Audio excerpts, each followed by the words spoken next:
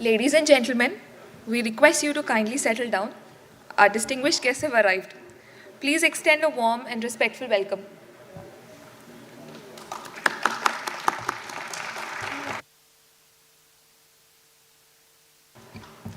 A very warm and pleasant evening to everyone gathered here. On behalf of the organizing committee, we welcome you all to the inaugural ceremony of the International Conference on Power Systems, ICPS 2025. We are honored to host eminent researchers, academicians, and industry professionals. We look forward to a meaningful and enriching day. Thank you.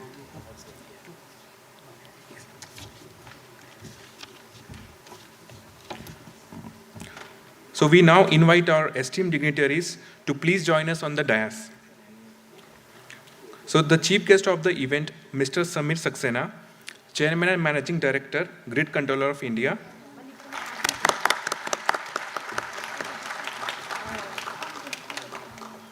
Patron, Professor B.S. Murthy, Director, IIT Hyderabad.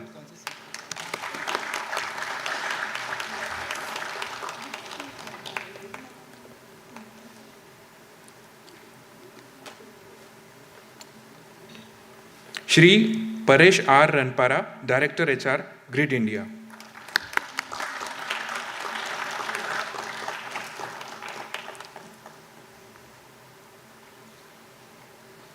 Shri Amit Kumar Jain, Director Finance, Grid India.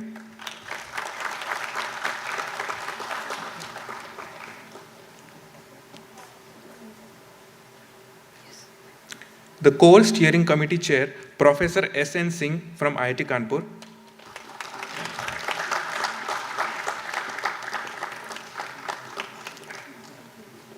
The General Chairs, Professor Ravi Kumar Bhima Singhu, IIT Hyderabad.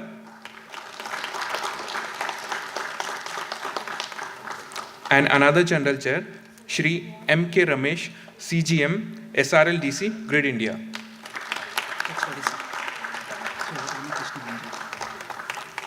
And our Head of the Department, Electrical Engineering, Shri Ramakrishna Vanjari, sir.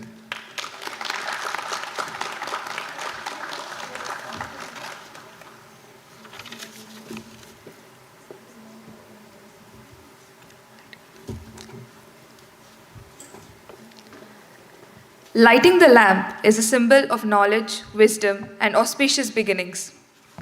We request all the dignitaries on the stage to kindly join in lighting the ceremonial lamp, marking the formal opening of ICPS 2025.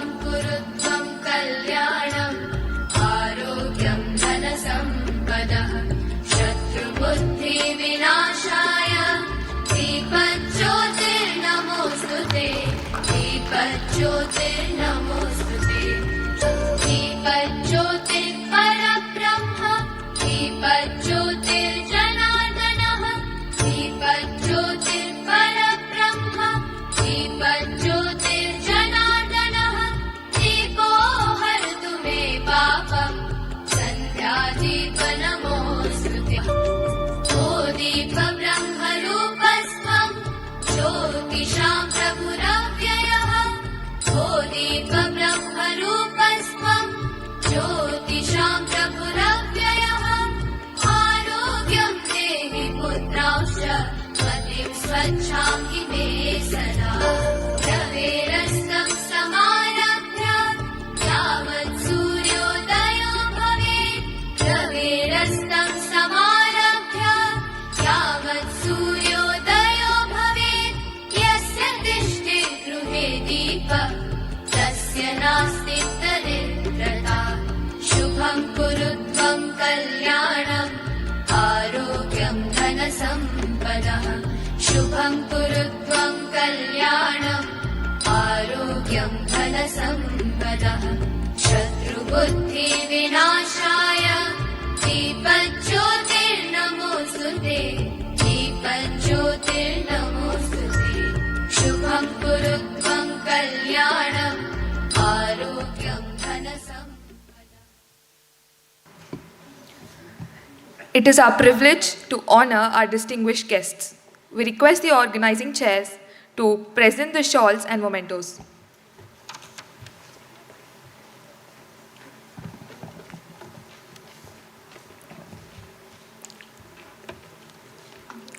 First, the chief guest of the event, Mr. Samir Saxena, CMD, Grid Controller of India.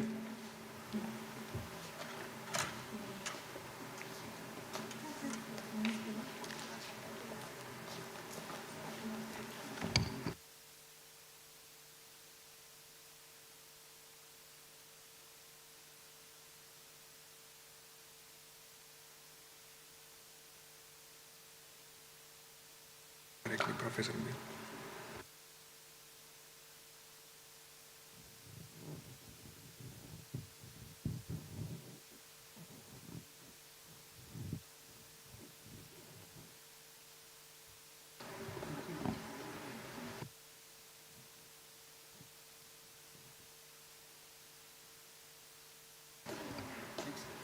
I would like to request Professor Shivaram Vanjari sir, HOD Department of Electrical Engineering, to felicitate our director, Professor B.S. Murthy.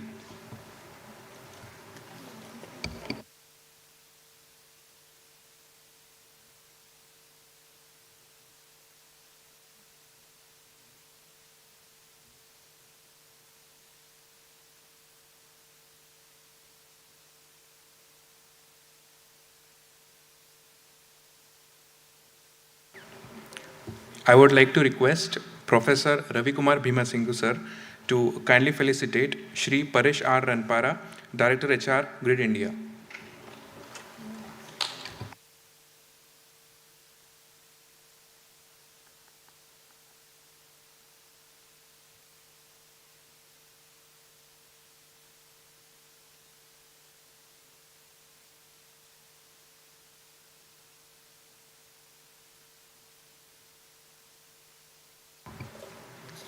We now request Shri Samir Saxena sir to felicitate Shri Amit Kumar Jain, Director Finance, Grid India.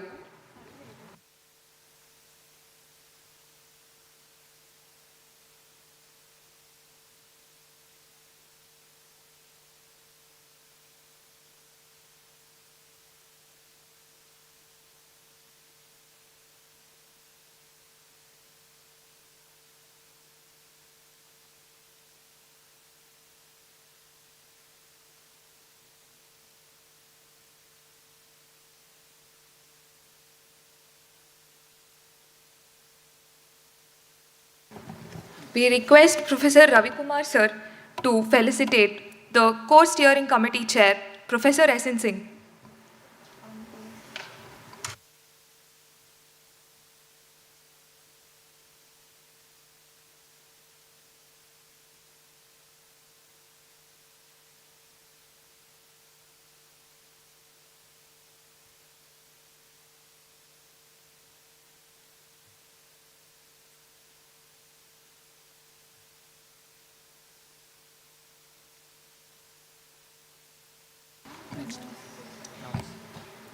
We will now move to the next part of the program.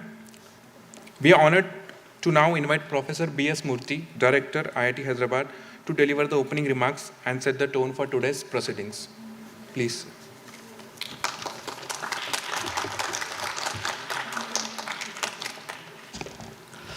Namaste and good afternoon to everyone. Happy to see so many of you gathering today for this 11th conference, International Conference on Power Systems. Everything seems to be about power. A lot of powerful people sitting here. I'm extremely happy that you are all at our campus, IIT Hyderabad, one of the possibly the fastest growing campuses in the country in terms of everything, in terms of students, in terms of the research that we do, in terms of the startups that we do. Just to give you an idea, in the last 5-6 years, we have more than 330 startups incubated at IIT Hyderabad, and they have raised a revenue of about 1,500 crores. That's IIT Hyderabad. In the last 5-6 years, we have more than 600 patents filed at IIT Hyderabad. Last 1 year alone, we have about 210 patents, and an average or a per capita, if I look at from the faculty perspective, 0.7 patents per faculty, which is possibly the highest in the country among any academic institution. So this speaks about IIT Hyderabad, that we are keen on innovation, working together with people like all of you. I strongly believe, and all my colleagues strongly believe, that collaboration is a key for growth. If India has to become Viksit Bharat, the only way is through collaborations. And these kind of conferences bring people together and ensure that we start connecting with each other and working together. I'm sure that this particular conference will give an opportunity to all of you coming together and working together. And together we can bring in a lot of synergy and ensure that 1 + 1 is significantly greater than 2. And this is something that I think is the need of the hour. Our Prime Minister keeps on talking about two very important slogans for all of us, the Atmanirbharta and the Viksit Bharat. And both of these can only come through collaborations. So please, while I'm not an expert in this particular field, I'm a metallurgist, but I'm sure that there is a lot of materials that are involved in any power system, whether it is the magnetic materials or the transformers that we talk about. So there's a lot of interdisciplinarity that can be brought in with people working together. At IIT Hyderabad, we do a lot of such interdisciplinary work. People from different departments coming together, setting up the centers, working together, bringing interdisciplinary programs at all levels, whether it is undergraduate level or postgraduate level or at the research level, has been a kind of gone into our blood, that we are now known to be very well known for our interdisciplinary work. So I would like to see all of you trying to find ways by which we can start working together, and in an important area where India has to lead the world, and I'm sure there are so many opportunities for us to ensure that India becomes a leader in power, and also show path for a large number of people. Once upon a time, India was known to be a Vishwaguru. People used to come to India and learn. And it's time that we should also try to do that. And to get connected to industry, we have started a number of initiatives. As I see many people from industry here, I just want to enumerate a few of them. For the first time in the country among the IITs, we started what is called semester-long internship. Our undergraduate students can go to any industry and spend for 6 months. And it is credited internship. Most of the IITs, till we started, had only summer internship, and it was not credited. So as a result, student they do not take it very seriously. And here, at the end of the semester, you have to come back, show us a report, and you get 6 credits based on what you have done. Then the next step that we have done is we have included a master's program, in our master's program, a compulsory course, which we call it as industry lectures. So we bring industry people. This is a 1 credit course. A 1 credit course means 14 hours of teaching. So we bring in about 14 industries and ask them to talk for about an hour what is exciting in their own company, so that the students get excited about what is happening in the industry, learn a little beyond their textbooks. And then we ask them, do you have any problems that our master's students can solve in 1 year? Many of you know that in masters we have a 1-year thesis that one has to do, and we try to get problem statements from these industries and provide them to our students. Now I can confidently say 50 to 60% of our master students do their MTech thesis, which is an industry-defined problem rather than a professor-defined problem. In addition, to enable this to happen more and more, we said the thesis that is written in such kind of industry-enabled problems is going to have an embargo up to 4 years. Okay? That means nobody will come to know the content of the thesis excepting the industry, the student, and the guide, and there can be an NDA between 3 of them. So this also we enabled it. We went one more step further. We said, how do we support the industry? We said, we will have online MTech programs that we tell them that you come to IIT only on the day of convocation. You don't need to come at all. And a 2-year MTech program, we say we give you 4 years time. So leisurely do the number of courses, and we are supposed to do 24 credits of theory and 24 credits of project. And we say that you choose a problem that is of interest to your industry, sit there in your industry and do that project. And somebody comes and says, sir, in my company I do not have facilities to do a research and submit a thesis for you. Then what do? We say, complete the 24 credits of thesis, theory, and we give you what is called an executive MTech. There is nowhere in the country you will hear about executive MTech. IIT Hyderabad is the only place. You have heard of executive MBA, but this is an executive MTech. For those people who register for a regular MTech but not able to complete the project for some reasons, we give this also. And for some of you who want to get a PhD from an IIT, there are so many in the industry who want to see that I would like to, because that's the highest degree that one can think of. Most of the IITs have a system where you have to take 6 months leave and go to the IIT, stay there and complete the coursework, and then go back to your industry and do the PhD. I always say, if a company can give you 6 months leave, they can leave you forever, because they don't need you anymore. So I say that, can we do something? So we said, let us remove this, what is called compulsory semester, long stay at our IIT. So we said, thanks to COVID, we have learned how to handle online. So you have to do courses, but you can stay at your own place and do the courses. So this also we waived off. The semester-long requirement has been, this is the first IIT which has waived off this. So like that, we can talk of many things. So utilize all this. We also went one more step further. Somebody may say, I don't want to do a degree, but I want to learn something. Sitting in a power grid corporation, everybody is talking of AI. What is this AI? Let me learn a course on AI. So we started something called OAT, Open to All Teaching. Okay? Again, first time in the country, where we said, let us open all our courses to anybody in this world. Anybody in this world. So we converted our classrooms into hybrid classrooms, and I started asking my colleagues, are you interested to teach an outsider whatever you are regularly teaching to our students?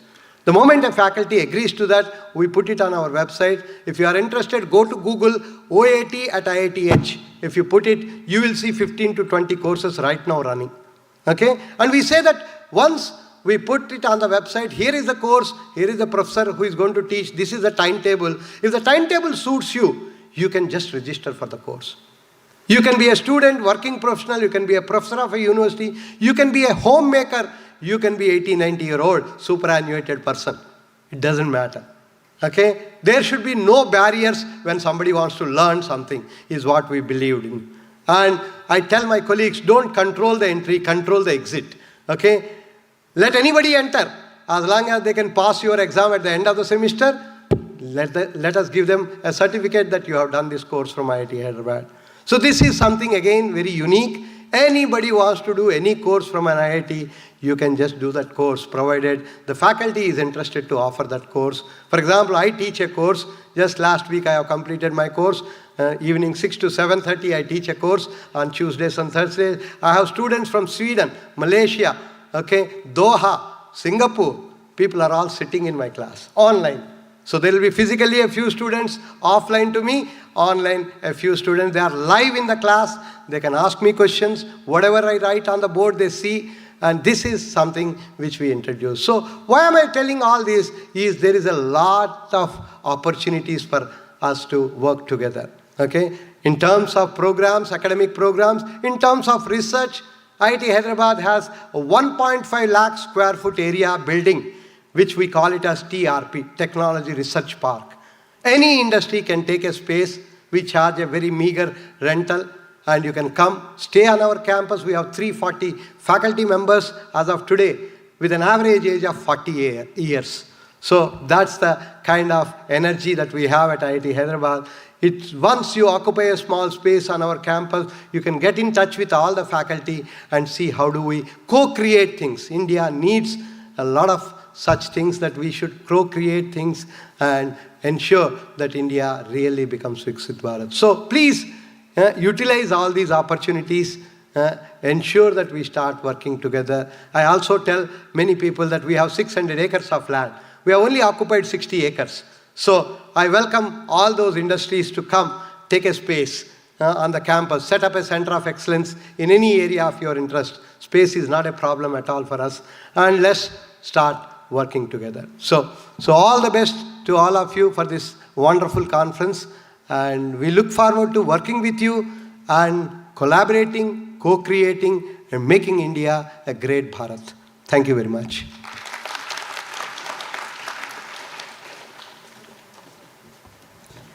Thank you, sir, for such an enlightening speech.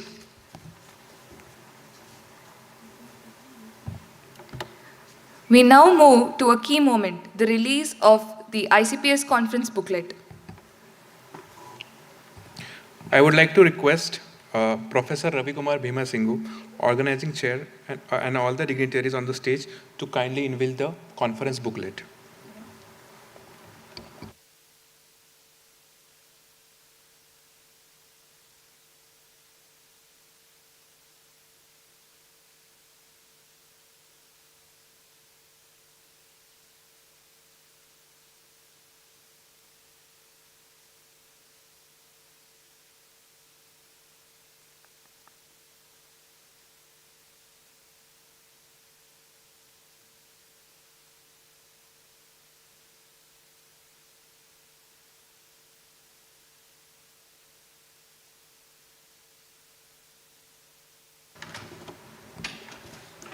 Now, we would like to invite Professor Gurunath sir to come up on the dais and announce the Hingorani Awards.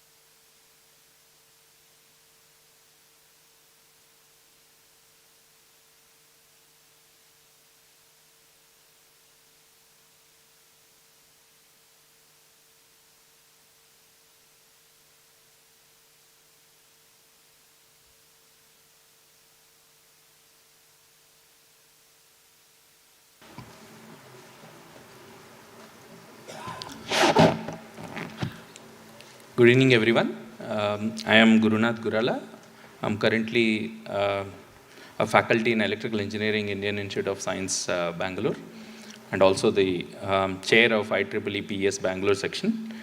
On behalf of the IEEE India Narayan Hingorani Award for Excellence in 5 categories, I'm going to announce the awards today. It's my privilege to announce these awards. These awards have been started in 2024, and this is the second round of the awards. So I am now announcing the category of awards for excellence in solar photovoltaic systems 2025. So I'm very honored to announce the name of the awardee, Professor Mohammad Rihan. Sir, I request you to please come to the dais. So Professor Rihan is currently the professor in electrical engineering at Aligarh Muslim University, and he is the Director General of the National Institute of Solar Energy, NICE. And he has been in several committees as advisory member. Professor Rihan is emerged, made the NICE to be emerged as an innovation hub. He is leading technical support to Ministry on policy related to high efficiency solar models, materials, rooftop solar initiatives, green hydrogen. He has been part of several BIS standards. He has been contributing to the National Green Hydrogen Mission. He is part of the several advisory groups, and he has contributed to the testing infrastructure of the Green Hydrogen Mission. And he has several research projects he has been leading, especially on recycling of the solar waste. He has also implemented 6.5 megawatt solar integration in AMU campus. He's a fellow of IET. It's an honor to provide this award from the IEEE Foundation. The next one. Next one.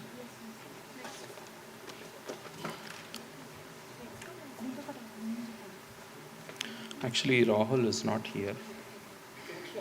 You can just announce. Next one, okay.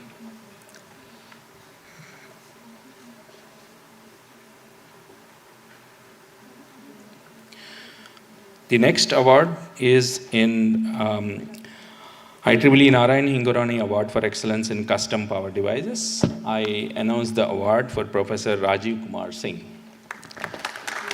Professor Rajiv Kumar Singh is professor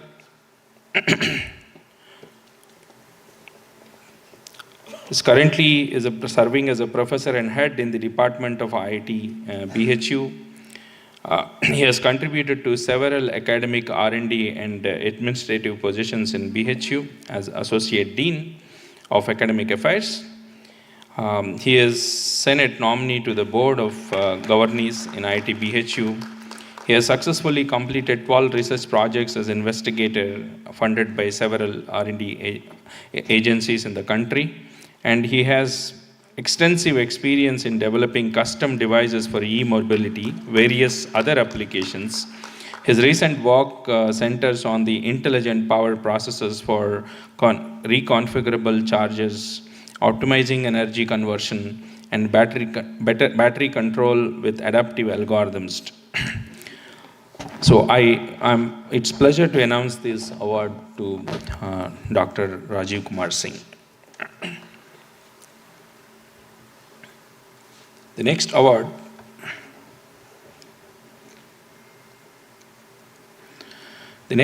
goes to Excellence in HVDC Systems. The awardee is Dr. Vinod Kumar. So Dr. Vinod Kumar has extensive experience in HVDC systems. Especially, he has contributed to technologies such as HVDC hybrid breaker, and DC grids. He has been contributing to voltages up to 320 kV and current interruption capability of more than 20 kiloamps. So his work continues to shape the future of HVDC technology and renewable energy integration, with HVDC receiving significant recognition. It's our honor to announce this award to Dr. Vinod Kumar.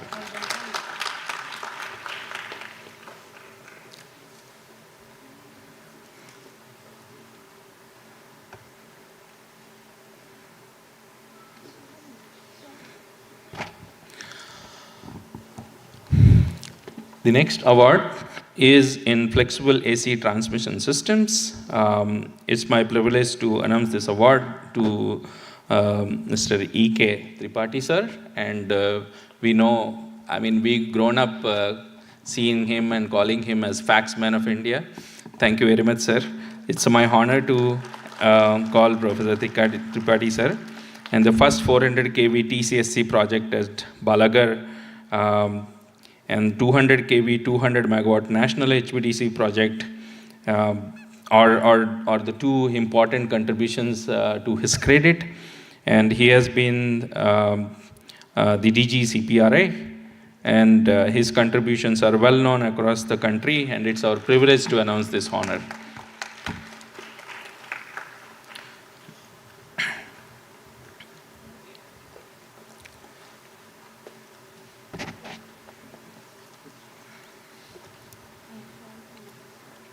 So we have one more awardee. He's still on the travel, so hopefully he will be reaching before the session.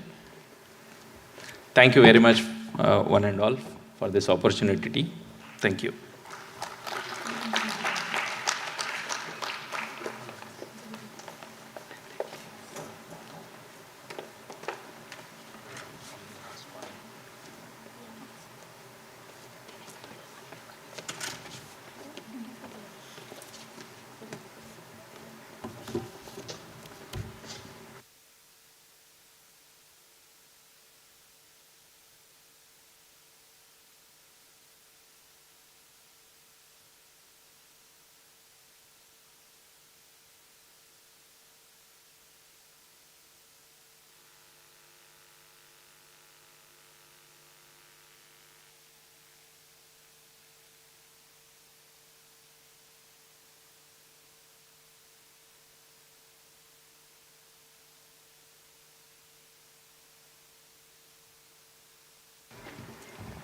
It is now my privilege to introduce our General Chair of ICPS, Professor Ravikumar Bhimasinghu. Professor Ravikumar Bhimasinghu is a distinguished academic, researcher, and leader in the field of electrical engineering. He holds a PhD from Indian Institute of Science, Bengaluru, and currently serves as the professor in the Department of Electrical Engineering at IIT Hyderabad.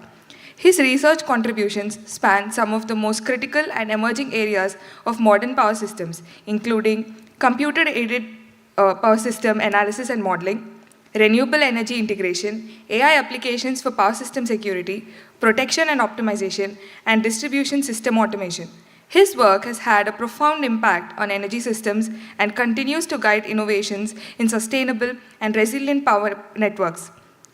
A respected teacher, a pioneering researcher, and a visionary leader in the power engineering community.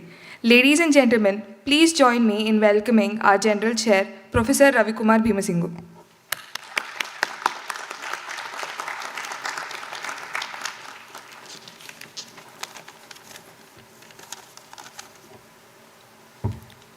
Good evening to all of you.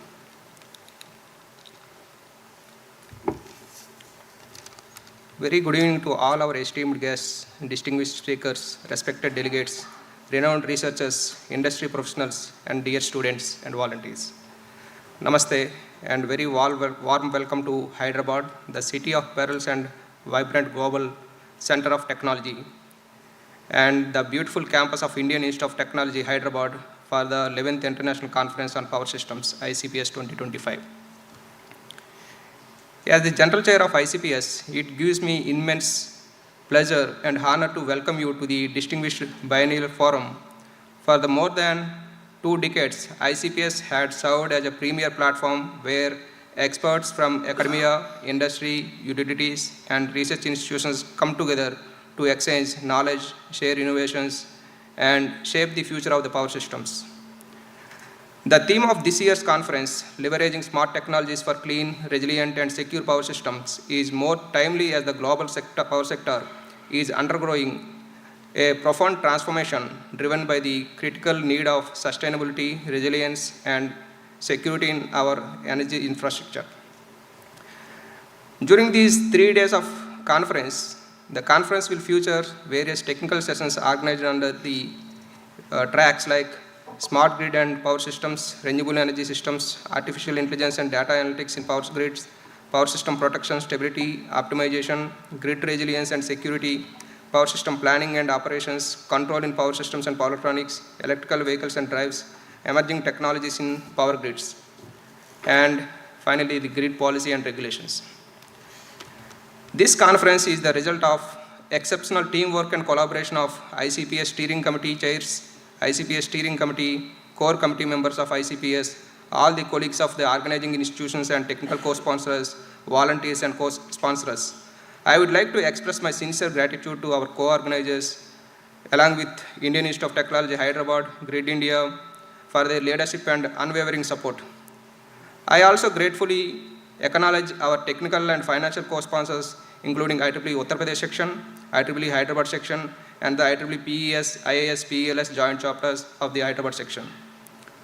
I extend my heartfelt thanks to our esteemed industry and academic sponsors, Grid India, Power Grid, Tata Power, GE Vernova, TG Transco, Kalki Communication Technologies, Opal RT Technologies, Adani Energy Solutions Limited, Sustec Innovation Technologies, BV Raju Institute of Technology, whose generous support has been instrumental in making ICPS possible. Our researchers, students, and industry leaders, this conference is our platform. The technical sessions, tutorials, and panel discussions are designed to encourage collaborations, stimulate discussion, and inspire the next generation of innovations in power and energy systems. It is my pleasure and sincere hope that ICPS will not only showcase cutting-edge research and best practices, but will also spark new interdisciplinary partnerships that help us move closer to a cleaner, more resilient, and more secure power for the future. Finally, I encourage you all to actively participate in these sessions, engage with the colleagues from across the world, expand your professional networks, and enjoy the rich culture, heritage, and warm hospitality of Hyderabad. Once again, a very warm welcome to ICPS 2025. Let us begin our shared journey towards a cleaner, more resilient, and more secure power system, power of the future. Thank you very much.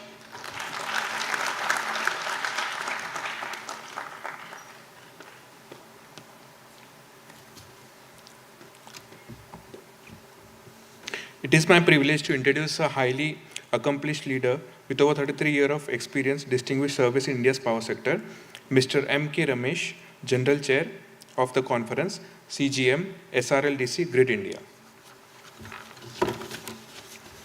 Mr. M.K. Ramesh completed his BTech in Electronics and Communication from GCT Coimbatore, followed by an MTech in Data Science Engineering from BITS Pilani and an MBA in Finance from Bangalore University. He began his career with Power Grid Corporation of India Limited in the LDNC department, New Delhi, where he contributed to the engineering design of load dispatch and communication projects. Over the years, he played a major role in the implementation of key national systems including SCADA, EMS, Wild Area Monitoring System, and the Renewable Energy Management Centers. As the head of real-time system operation at SRLDC, he handled the operation of the Southern Regional Grid and Renewable Energy Integration. From 2018 to 2021, during his tenure as head of system logistics at the Northeastern Regional Load Dispatch Center in Shillong, he successfully completed the WAMS project and introduced VSAT technology for real-time SCADA operations in Arunachal Pradesh and Meghalaya. Today, after an illustrious career spanning more than 3 decades, he serves as the head of the Southern Regional Load Dispatch Center, SRLDC, leading core functions such as grid operation, scheduling, handling transmission constraints, market operations, and regulatory management in alignment with MOP, CEA, and CRC guidelines. We would like to invite Mr. M.K. Ramesh, General Chair ICPS, to address the audience.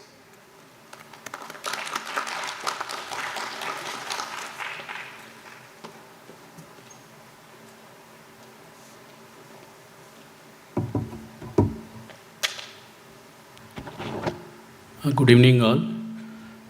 First of all, I would thank our management.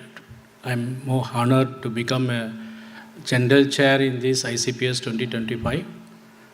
Respected Chief Guest, CMD Grid India, and the IIT Director, and senior in the dais, and all the students and delegates in this session.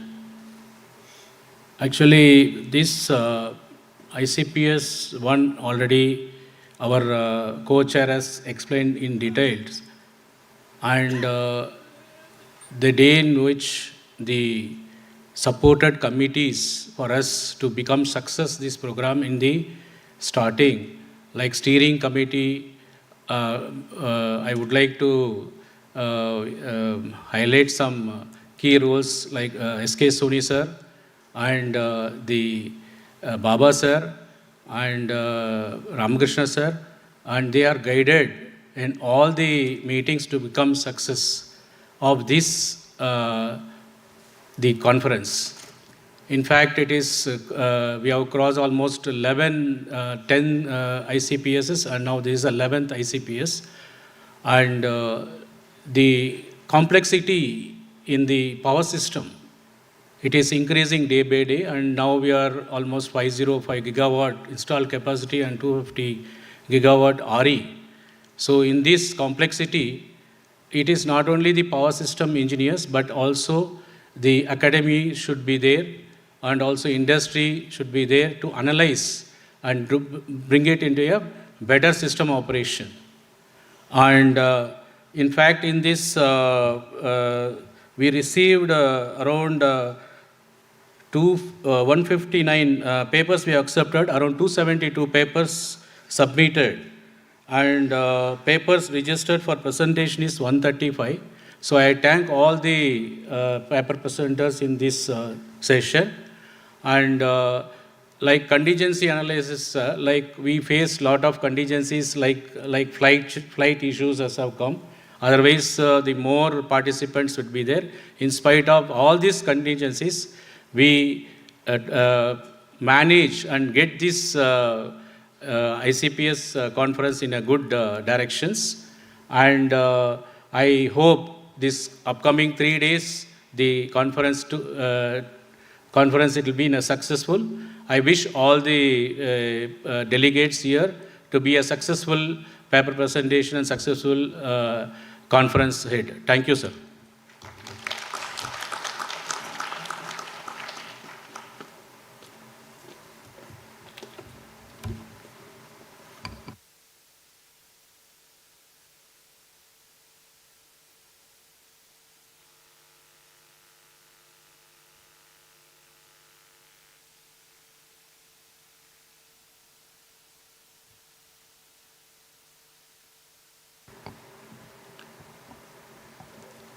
We would now like Professor Mohammad Rihan to address the gathering.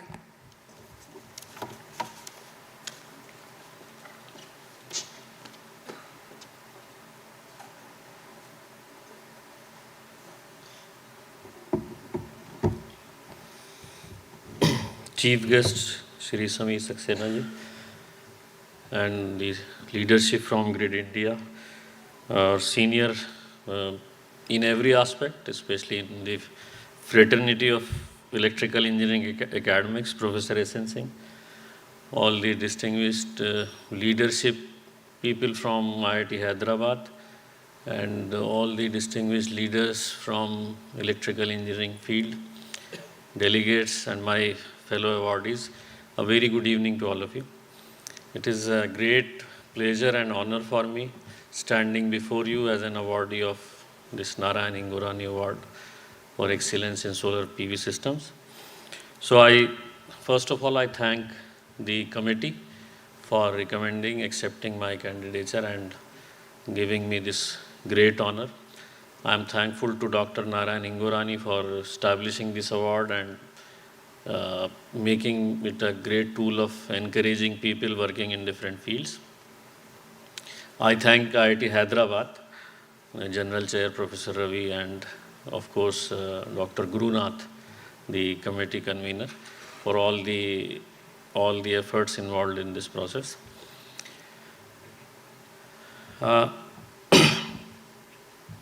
As we are talking about ICPS, and this is International Conference on Power System, and Director IIT Hyderabad has talked about two important things, Atmanirbharta and Viksit Bharat.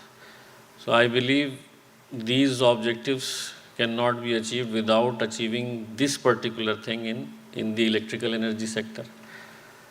We understand that this is a digital society, but I usually say that this is an electricity-driven society. So electricity is driving all the societies, all the countries.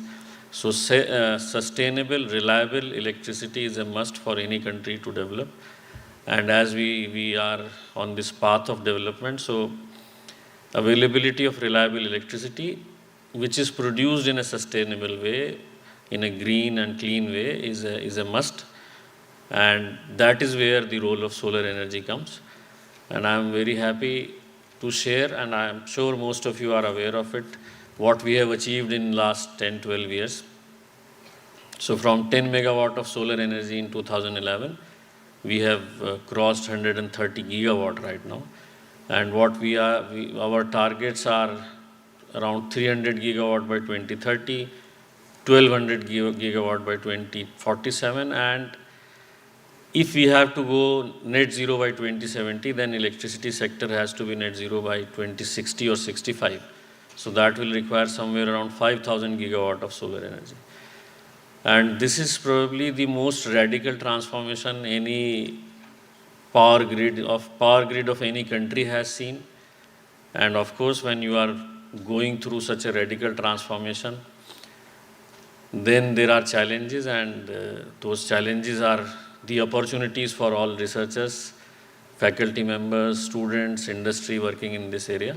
So my only request to all the participants is that please see what our country is doing or what we have planned to do, because there are so many opportunities where you can contribute that will be enriching for your professional growth, as well as you will be contributing to the national development, national growth story in the area of transition to a clean and green energy system.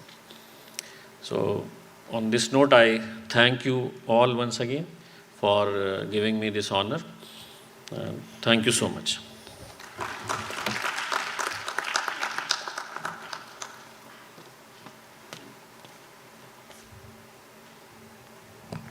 So Dr. Rahul Valvalkar sir he couldn't attend this ceremony. So now I would like to call Professor Rajiv Kumar Singh to address the audience.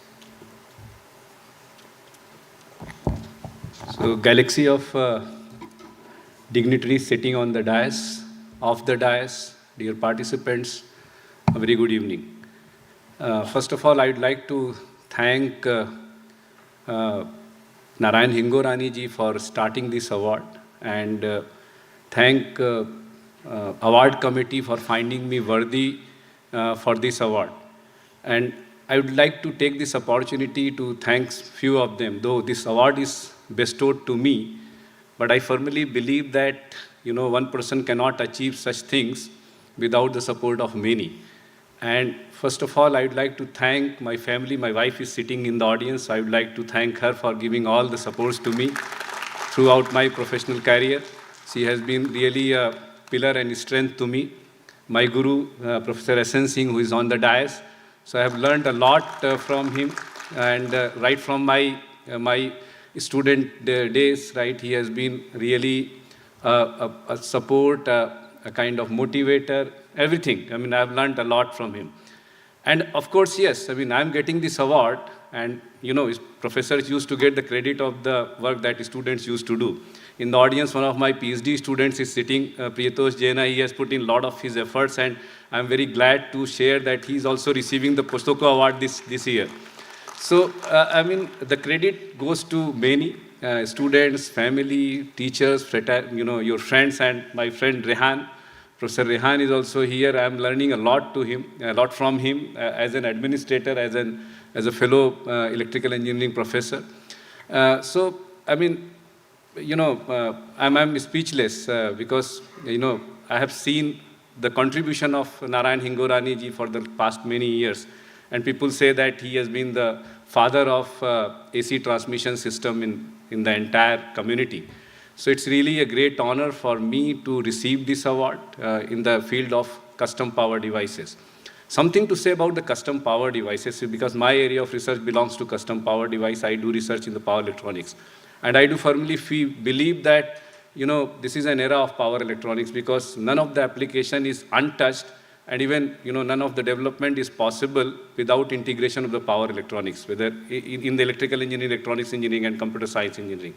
So such is the power of power electronics. And, whenever I used to get a chance to speak about power electronics, I quote this, that one of my earlier directors, Professor Rajiv Sangal, he used to say to me that, Rajiv, you are living in the era of power electronics, where power electronics is dominating the technology development.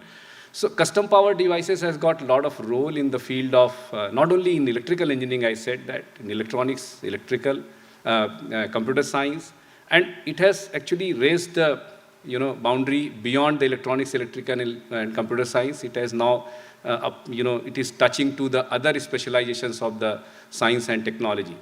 So with this, I will not take much time, because I understand that so many speakers are there. So once again, I would like to thank the award committee. I would like to express my heartfelt gratitude to Professor B.N. Lal, basically, who has nominated me for this award. And directly or indirectly, who has helped me to grow in my life, in my career, in my professional career, as well as in my personal life. I express my heartfelt gratitude to everyone, and I owe to them a lot. Thank you very much.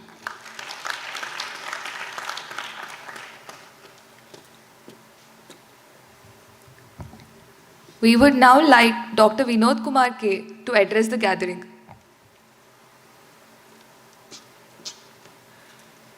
Good evening to all, and thanks for giving this opportunity.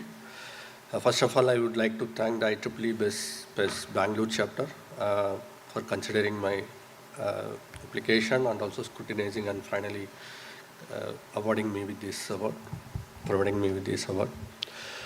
So this is a kind of a motivation I take it, and also for the team in which I work in my organization. So HVDC is least researched in India, I would say, but this is going to be the tomorrow's future. In another 20 years, without HVDC, our AC transmission lines are already under congestion, so we definitely need HVDC transmission. So HVDC technology requires a very specialized skill, and I would say the electrical engineers today are gifted with this kind of golden opportunity, that you have a lot of scope for you to work in this HVDC system domain. So I'm very thankful to Narayan Hingorani for giving back to the country, as well as giving back to the research in this area of HVDC system and other related areas. And once again, thank you all. Thank you for the opportunity, and the ICPS committee for setting up the things in my favor. Thank you. Thank you, everyone.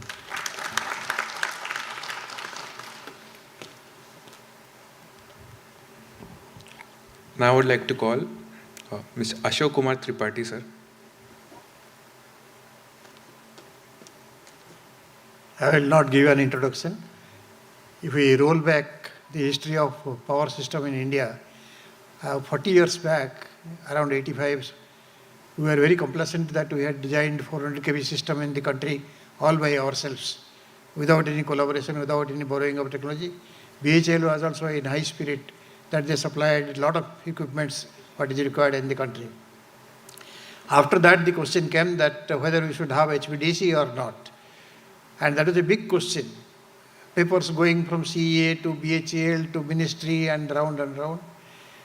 We took a decision that we will try it. Before any collaboration is there, we will try that. Similarly, after 5 years, it was facts.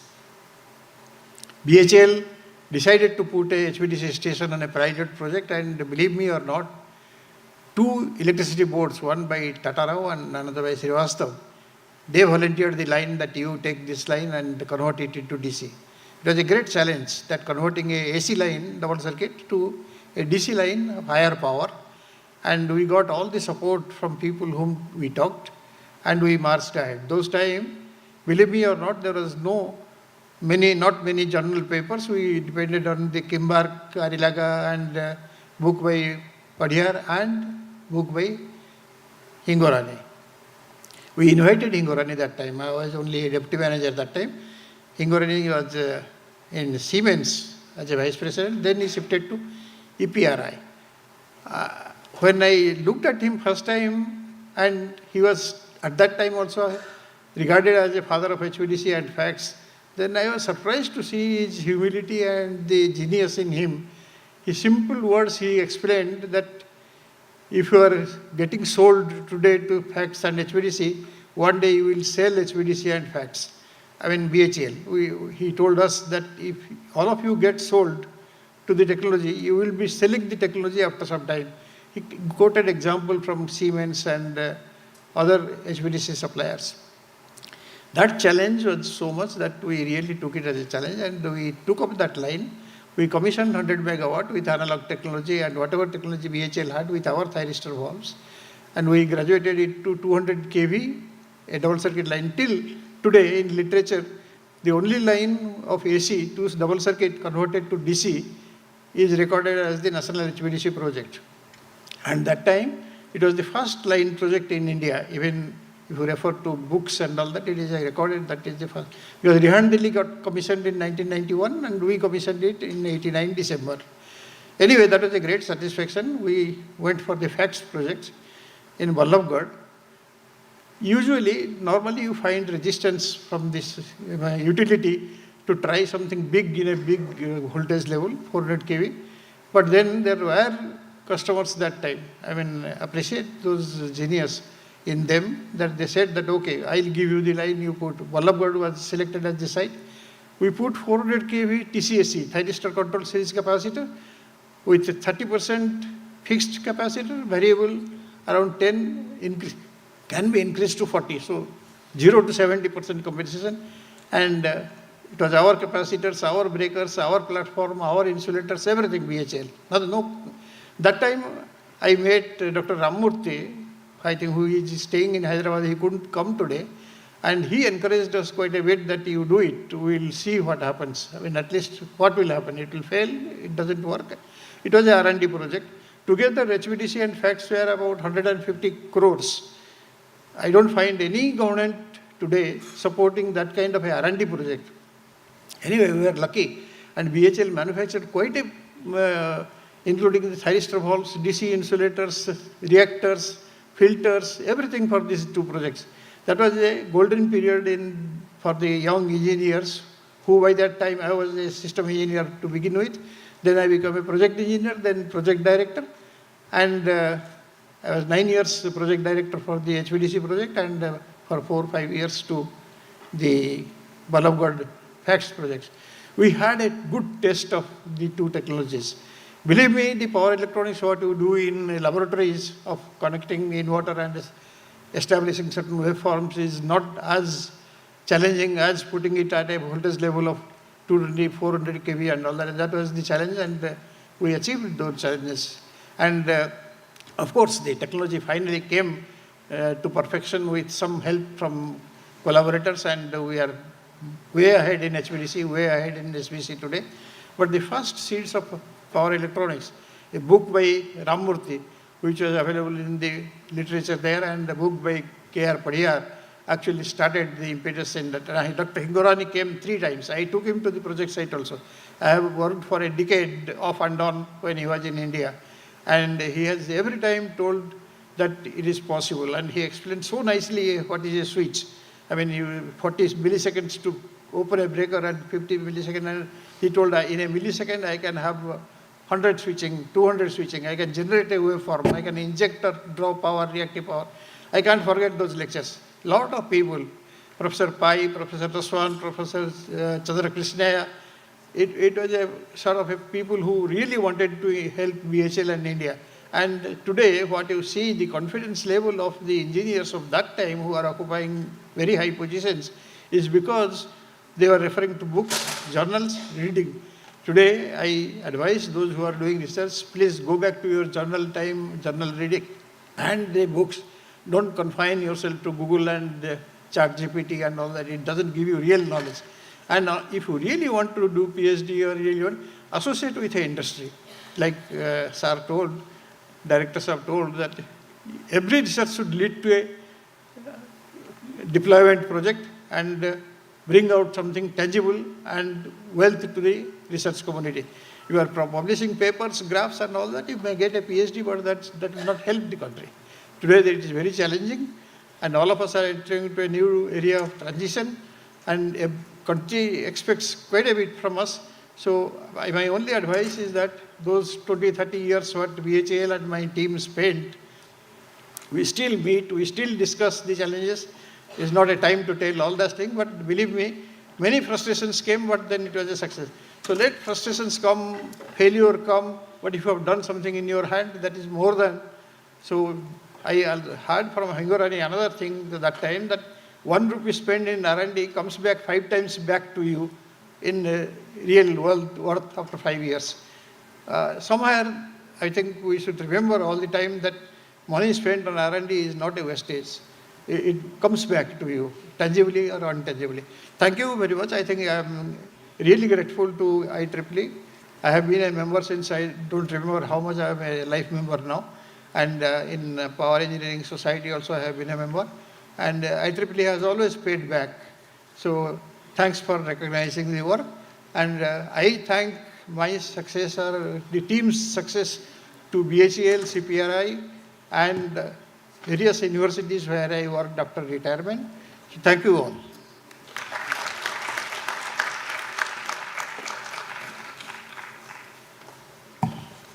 I would like to request Professor Gurunath sir to please come on the dais.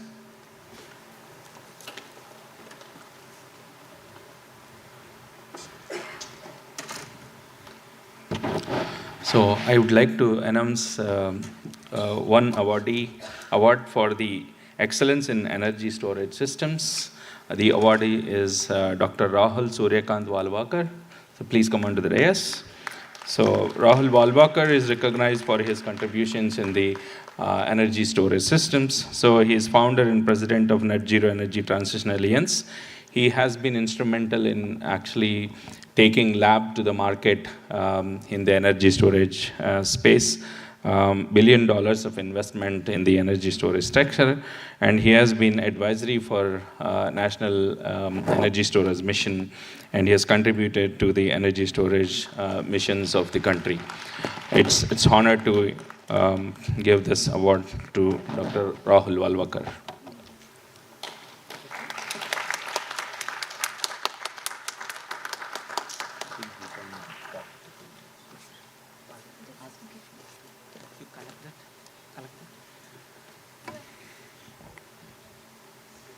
Now I would like to request Dr. Rahul Suryakant Walwakar sir to please come and address the audience.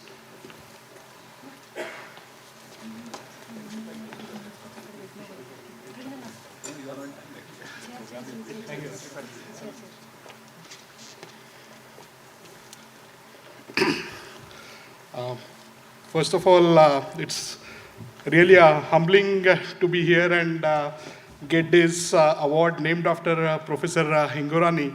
I did my engineering at Walchand College of Engineering in electrical engineering, and my final year project was on designing HVDC simulators. So I had referred to Hingorani sir's books at that time as a reference. So it's a really honor to receive this award. And especially it's amazing to see how the energy storage industry has evolved over last 2 decades. In 2004, actually, I got involved in energy storage almost by accident, thanks to my friend Haresh Kamath, who used to lead for Electric Power Research Institute in US, the energy storage research. He reached out one day saying that they were not sure with all these amazing new technologies which are anticipated to get commercialized in coming decade, how would these technologies fit into electricity markets? Because till that time, EPRI used to look at it more from the regulated utility perspective. And that's the time when I started first looking at energy storage technologies.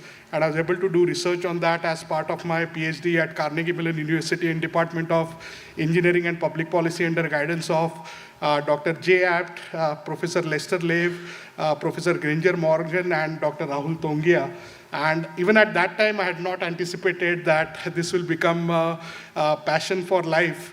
But here I am 20 years down the line.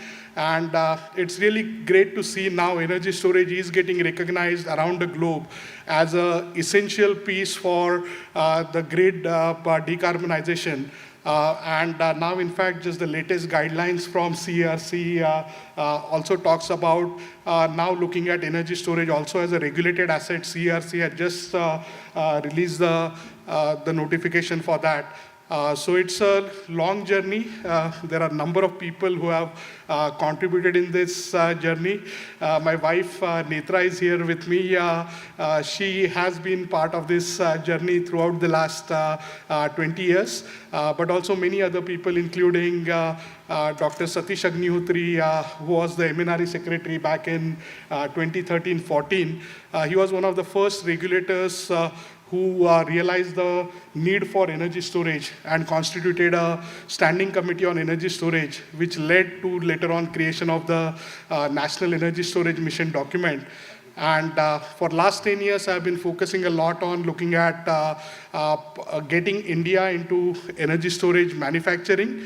But the work which has happened over the years, it's really honor that Suni sir is also here. He had seen the journey almost from day one, where it was very clear to Netra and me, based on our experience in US, that energy storage has to play a key role in India's modern system, especially looking at the kind of renewable targets we're looking, but not just for renewables, even for optimizing thermal generation, which was a case which AES and some of the other companies started deploying energy storage in Chile and US at that time. But again, 10 years down the line, we are not too late, but it's really great to see now. Now we are seeing actually gigawatt scale projects being announced, and we do hope that in next 12 to 18 months, many of these projects will start getting commissioned. At this time, I would again like to urge all of you, and especially IEEE community, because right now the biggest challenge now we have is that these projects are happening, the economics has fallen into place, although there are a number of people who still want another 10% reduction. But I think we have reached a price point where already renewable plus energy storage is now starting to not just offset peaker plants, but also the moderate plants and possibly even baseload plants in coming years. But we need to now focus completely on safety, because that's the only thing which can derail this transition. And we have seen this happening in Korea, in Australia, even in US. One again request to again IEEE as well as all the regulators who are sitting here in the room is we need to look beyond just the reverse auctions and the L1 model and just let industry figure it out, because it doesn't matter where the accident happens or when it happens, it will affect everyone. And we have seen places like Korea where the entire industry got shut down for almost 4 years. Now that we are almost 10 years behind schedule, we cannot afford even a 1 year or 2 year further delay. Otherwise, that is going to derail the renewable energy progression in India. We are already seeing almost 50% curtailment for new renewables in some of the states, and the situation will continue to grow if we have to get anywhere close to the 500 gigawatt non-fossil fuel target which is there. So although we have come a long way in last 20 years journey, there is still a lot to be done. and that's where I am looking forward to continuing collaboration with IEEE. It has been honored to be a member of IEEE since 1997, and look forward to continuing to work together with all of you to make sure that India can become a global hub for advanced energy storage systems, and we can help faster decarbonization of the electric grid. And now with the current prices, we even have tremendous opportunities for looking at energy storage to play a key role for even commercial industrial decarbonization. One of the biggest uncertainty right now for grid planners is looking at both the demand increase in terms of data centers and electric mobility. But the key part is energy storage can act as a Swiss knife, where it can act both as a load as well as a generation. So the one thing traditionally which has been said that electricity cannot be stored, now we are at an economic point where it can be stored. Technically it is possible. There are multiple technologies which are now commercially viable. So now we just need to stay focused and make sure that we start looking at some of the changing dynamics in which we need to plan the future grid in a different way, also design it in a different way, and then operate it in a more flexible way. So I'm really, it has been an honor to be part of this journey, bridging the bridge around globally across US, India, and many of the other developed countries. But we have now actually, India can become a leader where we can actually show the path for Africa and many other developing countries who are yet to start this journey.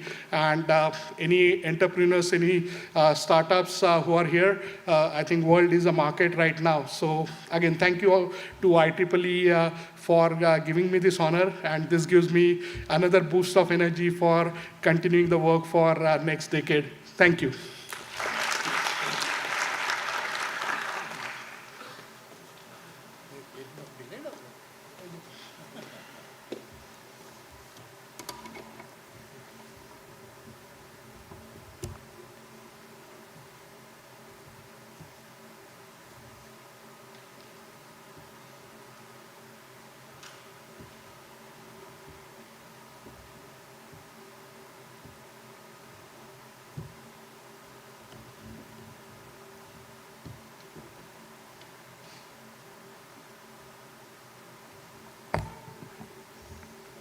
It is my honor to introduce a distinguished scholar and leader in power system and energy engineering, Professor Srinivas Singh, our esteemed guest.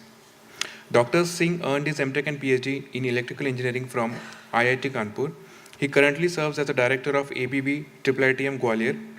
Over his prolific career, Professor Singh has contributed profoundly to key areas including electricity markets and economics, HVDC transmission and fax technology, forecasting of wind and solar power. He has published over 500 journal and conference papers, multiple textbooks notably on power generation, transmission and distribution, numerous edited books and chapters, and has supervised more than 50 PhD scholars. In addition to his academic contribution, Professor Singh is a widely respected professional, a fellow of several international and national... Okay, thank you. Thank you very much.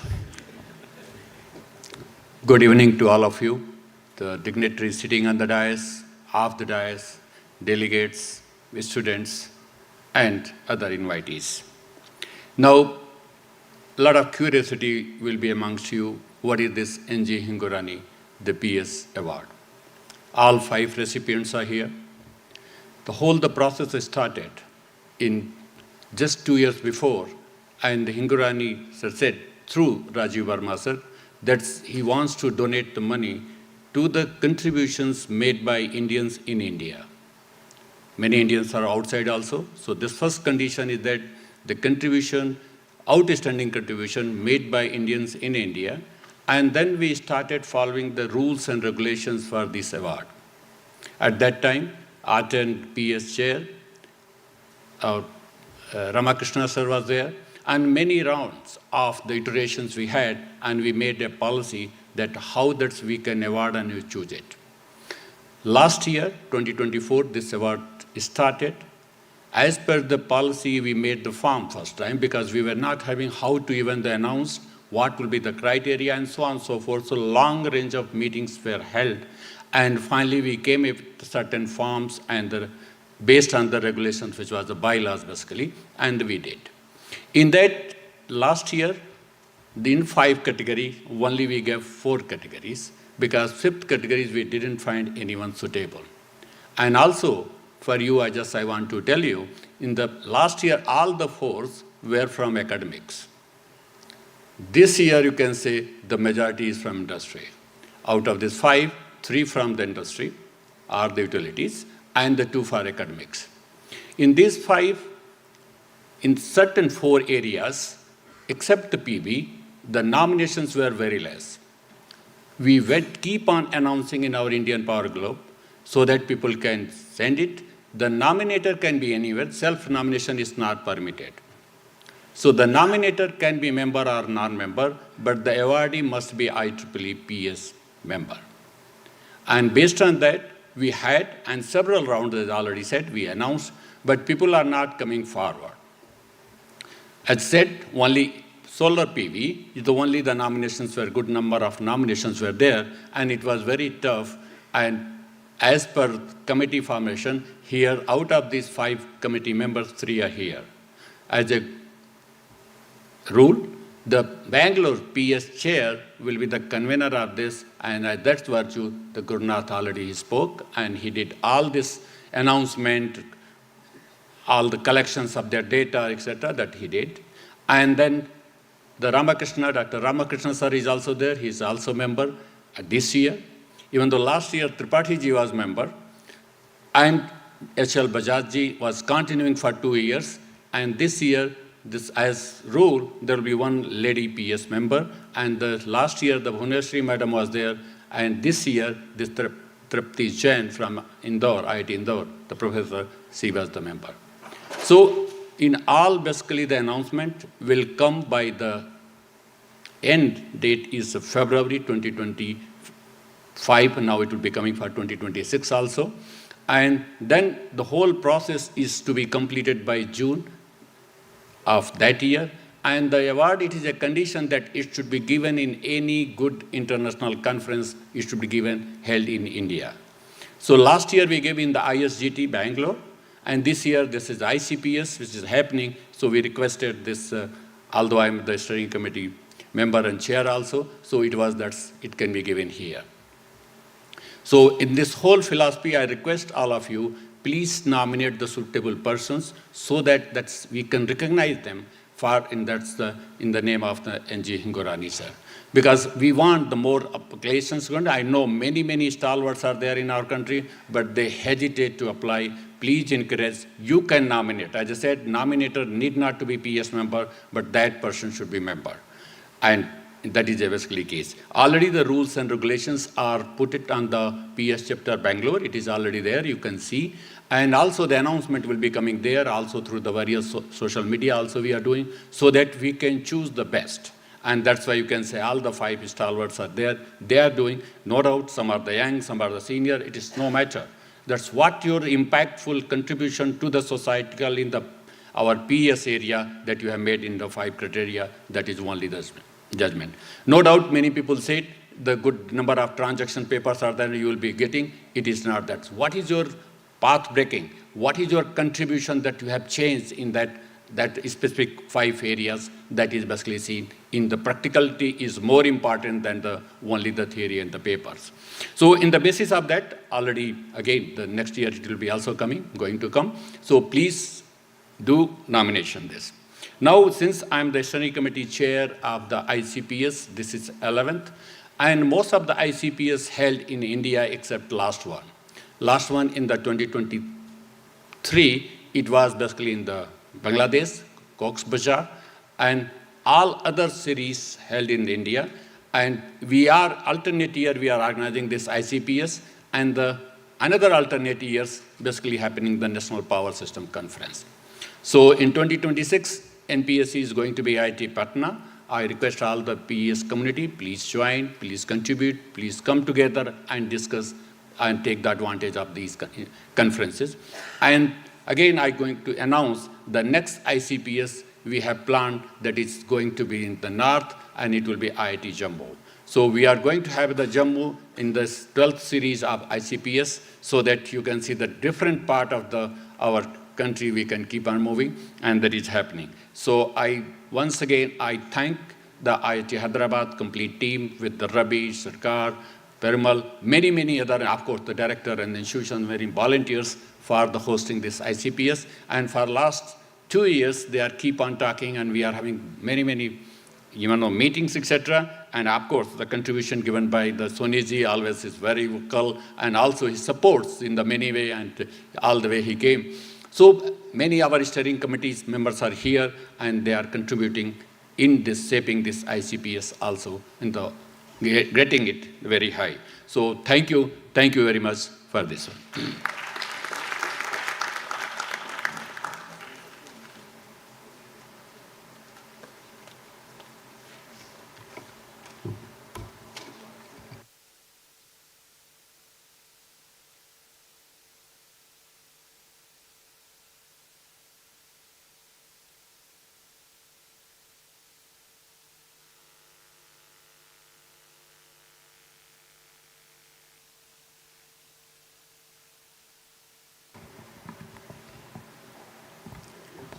We would now like to invite Mr. Sushil Kumar Soni sir, ex-CMD of POSOCO, to chair the keynote session.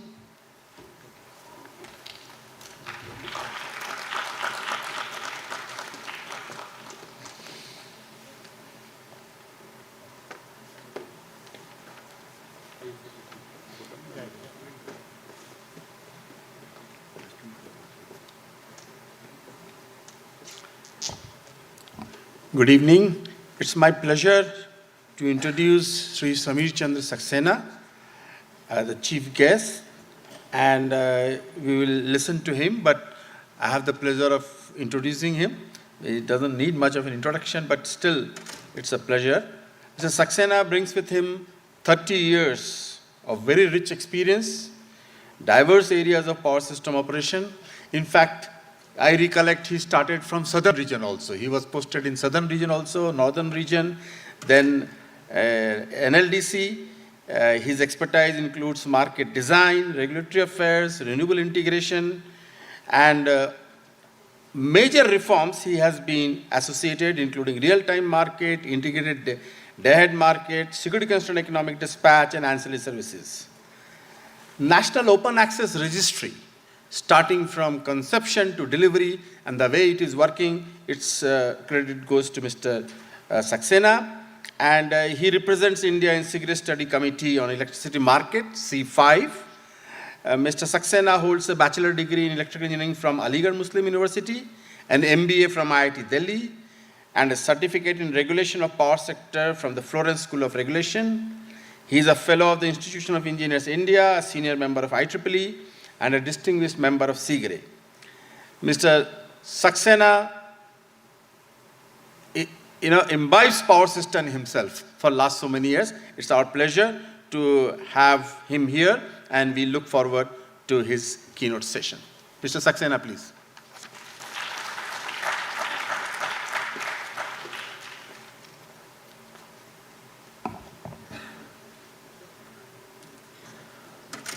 Thank you, sir.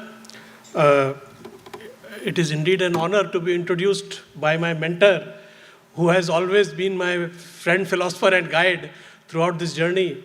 Distinguished delegates, researchers, experts from the academia, and industry colleagues who are there. And I'm a very, very good evening to all of you. It is indeed an honor and privilege for me to be speaking in front of such an august audience, an audience comprising of stellar experts in their own right, from the academia, from the industry, and my mentors, of course. Soni sir is one, of course. V.K. Agarwal sahab is there, Baba sir is there, and many others who I do not name here, but then yes, I acknowledge their contribution to my own growth and development. In fact, like Soni sir already mentioned, that my area of work has largely been on the market side, but last NPSC I spoke on electricity markets, but this time I chose to speak on RE integration and insights insights we have got while undergoing this green and resilient transition. And earlier, traditionally, we've been operating a system largely based on conventional generation, and we are moving and transitioning into a system which is targeted to be 100% renewable. And while systems were mature in the previous order of the day, that we ran largely on the conventional systems, and I perfectly believe that by the time we reach 100% or a significant majority of renewable penetration, we would have matured to much more robust systems for dealing with renewables. But the transition is painful. It is a very, very challenging journey, and each day is a new challenge. So I hope I'm able to do justice while I speak of renewables and talk about the challenges and the transition that we are facing. As a national synchronous grid, we are the largest in the world, and we take pride in that. Of course, with India, Bhutan, and parts of Nepal are also integrated. I understand there are some delegates from Bhutan and Nepal as well. We are third largest in terms of electricity generation, electricity consumption, installed generation capacity, and the transmission system. Fourth in terms of wind and solar generation, sixth in terms of hydro, and 10th in terms of pump storage. So there is while we are 10th in terms of pump storage, but energy storage has been given a huge thrust by the government through policy and regulatory interventions. And about the dimensions of the Indian power system, the installed capacity has touched 505 gigawatts. The transmission network itself has grown to 500,000 circuit kilometers, the EHV transmission system, which is, of course, a very, very significant and meshed transmission network. It's a great enabler for us. 250 gigawatt of renewables, including 50 gigawatt of large hydro. And if we say about non-fossil, it is around 259 gigawatts that we have touched. 120 gigawatt of inter-regional capacity, and already 14 HVDCs are in operation and many more are under design. I believe almost like 8 to 10 number of HVDCs are under design and planning process. Very soon we would probably be the largest, country with the largest number of HVDCs in the world. Of course, on the market side, of course, nearly around 120,000 market transactions, 170 terawatt hour plus of energy that is traded, and 4.5 gigawatt of international cross-border exchanges. The journey with renewables has been phenomenal. 2015, when the first roadmap for forecasting and scheduling and integration of renewables was brought out by CRC. That time, nobody thought that it would grow it this way, but then, of course, it was a visionary, a future forward-looking roadmap for reserves that they had brought out. And that time, we had on our radar as the interstate grid level only around 45 megawatts of RE, that too embedded small 5 megawatt of stations in certain pockets. So from there, in 2015, today we are 250 gigawatts of renewables, which includes 130 gigawatt of solar and around 54 gigawatts of wind. Very, very significant quantum. The growth rate, of course, CAGR is coming to around 17% or so, taking 2017 as the base. Coming to the penetration, what has been their contribution as the presence of renewable in terms of installed capacity is of course there, but the variability and intermittency, of course, considering that what has been the contribution. This June, in fact, on 2nd of June, we recorded an instantaneous penetration of 40% plus on 2nd of June. And on 6th of September, the instantaneous RE, solar plus wind plus hydro, crossed 51%. There was a statement of release by the government of India also on this regard.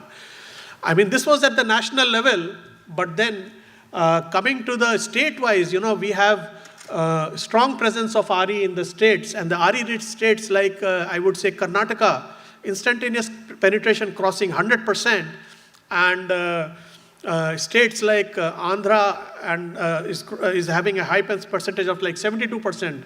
Suresh Babu sir is here, he's dealing with renewables on a daily basis.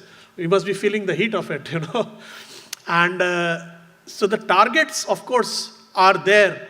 Very, very ambitious targets are there, of course, with the government's policy interventions and all. These are to be achieved by 2030. We talk of 500 gigawatt RE. And of course, by 47, I think this number is humongous at 1200 gigawatt of solar and 450 gigawatt of wind. I mean, these numbers are mind-boggling, this kind of penetration. To prepare for that, I mean, it would require a lot of conscious efforts, a lot of ecosystems to be built, which would need to happen. Another game changer that is coming in is the rooftop. With the government policy intervention, a huge amount of rooftop is being added. In fact, as of October 2025, 22 gigawatt of solar rooftop is there. And I think the largest penetration of rooftop is in Gujarat, with around 6,200 megawatts in Gujarat. This rooftop and behind the meter resources that are coming in are a game changer. They change the way your demand curve takes shape, how you forecast your demand, what is manifest behind the meter will ultimately manifest on the in front of the meter as well. If there is a cloud cover and utility solar goes down, so does the rooftop solar. And the entire demand that was being met by the rooftop would shift and move on to the grid. So are we prepared for that? Are we ready with our balancing resources for doing that? So there we have a game changer. In fact, we are trying to assess, and plus what the bigger challenge is that we have hardly much visibility of the rooftop, because the mandate to provide data through aggregation and through appropriate levels is yet to be enforced. And people are pursuing it. It's all in work in progress. But then this is a big challenging phenomena that is now taking place, especially with the big policy push that is there. Coming to the operation and the planning challenges, so we put them in 4 buckets. Resource adequacy and balancing requirements, which include resource crunch during non-solar period. In my subsequent slides, I would show the challenge that we are facing in the non-solar hours and the surplus we are getting in the solar hours. And the challenges during the solar hours is largely because of cloud cover, cloud movements, seasonal variations, eclipse. In fact, these days, we are more impacted by the weather phenomena. In fact, earlier, probably with large reliance on conventional generation, we were less impacted, but now with renewable sources, we are more impacted. Wind speed fluctuations, weather patterns, all these are changing. Generation and demand side flexibility. Flexibility is a very big challenge that is being faced worldwide. We have been discussing with our international peers, the other system operators across the world, and recently I happened to be in Korea also for the Geo15 annual general meeting, and there almost everybody was talking about flexibility. Each and every country which has high penetration of RE is facing a challenge in terms of flexibility. So flexibility from the balance of the resources like thermal, energy storage, and even demand side flexibility. So these are the major challenges that we are facing here. Impact on the grid stability itself, because you need, in India, we have a unique concentrated nature of renewables. I'll show in the subsequent slides as well. Reactive power and voltage regulation challenges are there. Compliance monitoring and compliance enforcement is a big challenge. I would explain in the subsequent slide why that has emerged as a big challenge. Oscillations, controller interactions has been recognized as a big challenge that is upcoming, and it is there. Internationally also it is being felt. With a lot of IBRs penetrating the grid, this is happening. Transmission planning is becoming all the more challenging in terms of ensuring adequate strength. The behavioral pattern on the corridor flows is changing. And the generation and transmission, earlier conventional generation took more time to build.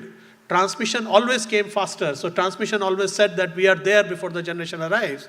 But today it has changed. Renewable comes faster as compared to the transmission. And with so much transmission being built, ROW issues are also becoming more and more challenging. So these complexities are bound to increase further with the kind of ambitious targets that we have, and growth that we are experiencing, we have to gear up for meeting these complexities further. The integration of new leads is another phenomena. Many of the economies worldwide were largely stagnant, were not seeing a growth in their demand side, but now they are seeing phenomenal growth. And each of them is worried, even 3 to 4% or 5% growth they see. They were not used to this for the last decade or so. They were hardly seeing under 1% growth. So seeing a 5 or 6% growth is phenomenal for them, and simply not geared up, because this is a big change that is happening. And plus the kind of load we are getting now are large concentrated loads in terms of electrolyzers, data center loads, and so on. So electric vehicles, again, behind the meter resources are there. And there is a lot of uncertainty on the demand side as well. The impact of DERs, the shifting consumer behavior, the consumer choices and preferences. Demand response programs are also taking off, though yet in India, we are yet to build something as yet around it, but I believe many of the states have also provided some regulations on the demand response programs. High impact, low probability events, frequent extreme events, extreme weather events, eclipses, cyclones, etc. These have become very, very predominant. This slide demonstrates the kind of complexity that we are dealing with. You know, the RE, I'll speak here on this slide about the installed capacity at the ISTS level as on date. The RE installed capacity at the ISTS level is around 48 gigawatt, 37 gigawatt approximately solar, and 11 gigawatt approximately wind, which comes under our radar at the interstate level.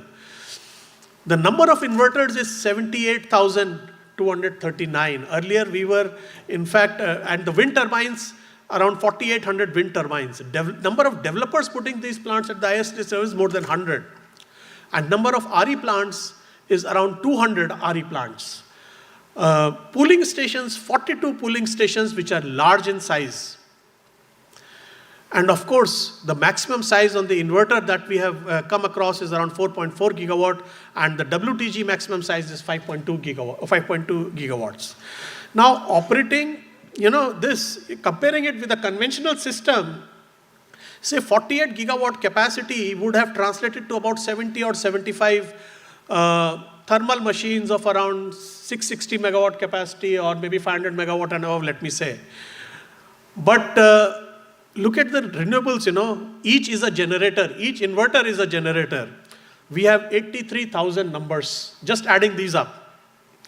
So we are already operating a system which is 1,000 times more complex in terms of the fact that we have to look at, test and certify the compliance of each and every unit that is generating and supplying into the grid.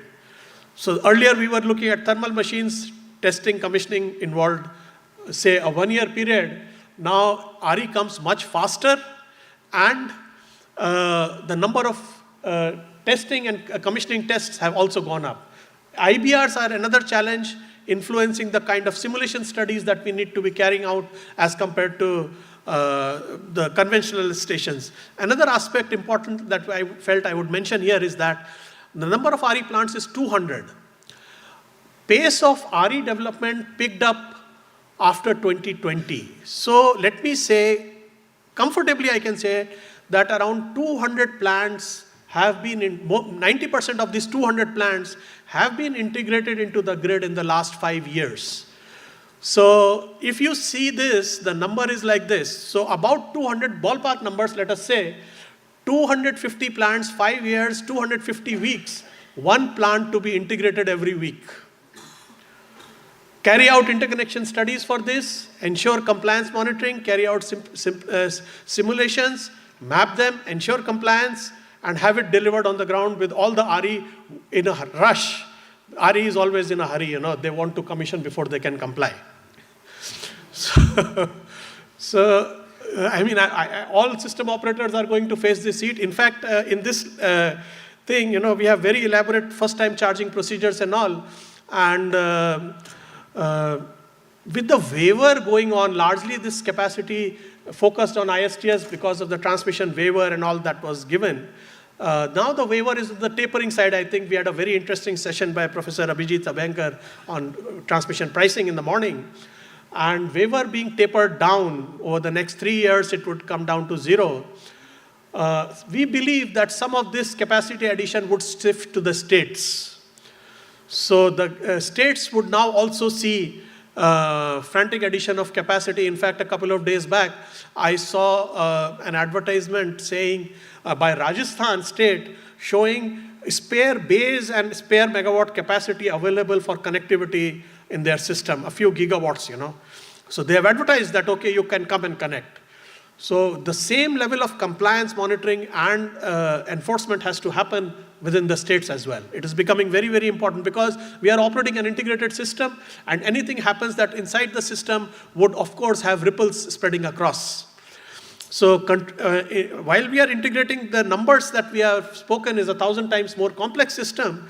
The control and protection coordination, controller tuning, and periodic testing and compliance monitoring is itself becoming a humongous task. So the building blocks that we believe should be there for the building for a resilient and the future-ready power system comprise of regulations and standards, robust transmission planning, resource adequacy and flexibility, forecasting and scheduling, reserves, ancillary services and markets, and of course other building blocks. So we would go through each of these in my subsequent slides. So I would just leave it at the titles here. So coming to the regulation and standards, CA connectivity standards have been notified, and they largely cover the interconnection point or the point of interconnection, reactive capability tests, voltage write-through requirements, low voltage and high voltage write-through, frequency response, active reactive power controls, design requirements in terms of weather, temperature withstand capability, extreme things, ramping capability, power quality measures, all these are there. And these have to be complied with. Seeking relaxations and, is transferring the risk from the developer to the grid. And it is transfer of private risk to a public risk. So we look at it in that terms, The draft construction, CA construction standards for RE and BESS are also out for public comments and observations. And new IBR loads like green hydrogen, EV charging stations, data center, with such big block loads, we would also need some flexibility services from the demand side, because it would not be sustainable to keep building generation for a very short duration to meet the peaking demand. IBR, of course, grid forming inverter is yet to mature and come into the mainstream. Hybrid HVDCs, in fact, with the storage systems that are being integrated, they should be capable of black start and all. Coming to the compliance verification process, we have a very, very elaborate process for interconnection to the system, which involves type test reports for individual units at the factory or the lab environment, evaluation reports and statement of compliance by an accredited certification agencies. We have quite a few of them as well. Simulation reports and models to be submitted by the developers to the CTU. And at this stage, a joint compliance verification is carried out by CTU and Grid India by the respective teams, so that this entire process is speeded up. And then verification through independent stipulations is done. And of course, then only they are allowed to connect and do the first time charging. While the regulations generally provide for some data submission up to 12 months prior to the physical connection, it does not happen. Normally, maximum 2 to 3 months ahead, they would come. And I said, RE is always in a hurry, to walk through quickly.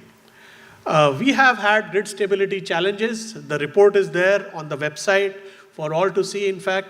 And 69 events involving RE generation loss of about 1,000 megawatt since between January 22 and October 25 have happened. Fault right-through is a challenge that is being experienced by us, and it is a challenge that I have discovered, that I have come to know is being experienced in other countries as well. Their regulations are still maturing also like ours, and compliance of these aspects is very, very important for stable operations. Low frequency operations, controller interactions, controller tuning challenges. These are some of the sources of all these stability issues that are coming up. Emerging power quality, production coordination, the collector system of course itself for any plant creates a lot of more challenges in terms of protection coordination, controller tuning, delays, time delays involved, and so on. Standards, we need to evolve as we go along, because the technologies are still evolving. They keep changing. Reactive power support during periods of no generation is required, because nighttime reactive power support is there. There are some places where we are able to get the support. Multiple write-through requirement, the second, the plant should be ready to face the second fault that comes into the system and subsequent faults also. So multiple write-through requirements are there, and of course protection coordination with IBRs and so many other new things coming up. There could be production maloperations as well, or the protection systems are not able to identify the faults itself. So those challenges are there. Black start is going to become a challenge with conventional resources depleting. Grid forming inverters we are looking forward to as a possible role to play in that. Frequency response is again, grid support, reliability services must come from the renewables also now. We have been able to do a pilot with one of the RE developers at Devikot, a plant by Adani. They volunteered that they would they would wire up and test with us for the AGC signals, and we have successfully demonstrated that AGC is doable for an RE plant as well. Likewise, we did an AGC test pilot for a battery that has been installed by BSES Rajdhani Power at Delhi, a 20 megawatt battery at Kilokri, and that is also been tested and successfully tested for receiving and complying to AGC signals. The standards for DERs are there, but they need to evolve as we go along and see more challenges coming in. And standard for bulk loads, of course. So compliance verification and compliance reporting and demonstration. The present system of compliance monitoring and demonstration is that when an event happens, system operators are required to analyze and place a report and say that this is the problem, these are the people who have not complied, these are the people who have complied. But with such a large population of inverters and WTGs that are going to happen, would it be humanly possible to deal with compliance and monitoring at one place? So culture of compliance has to flow down right to the developer level as well.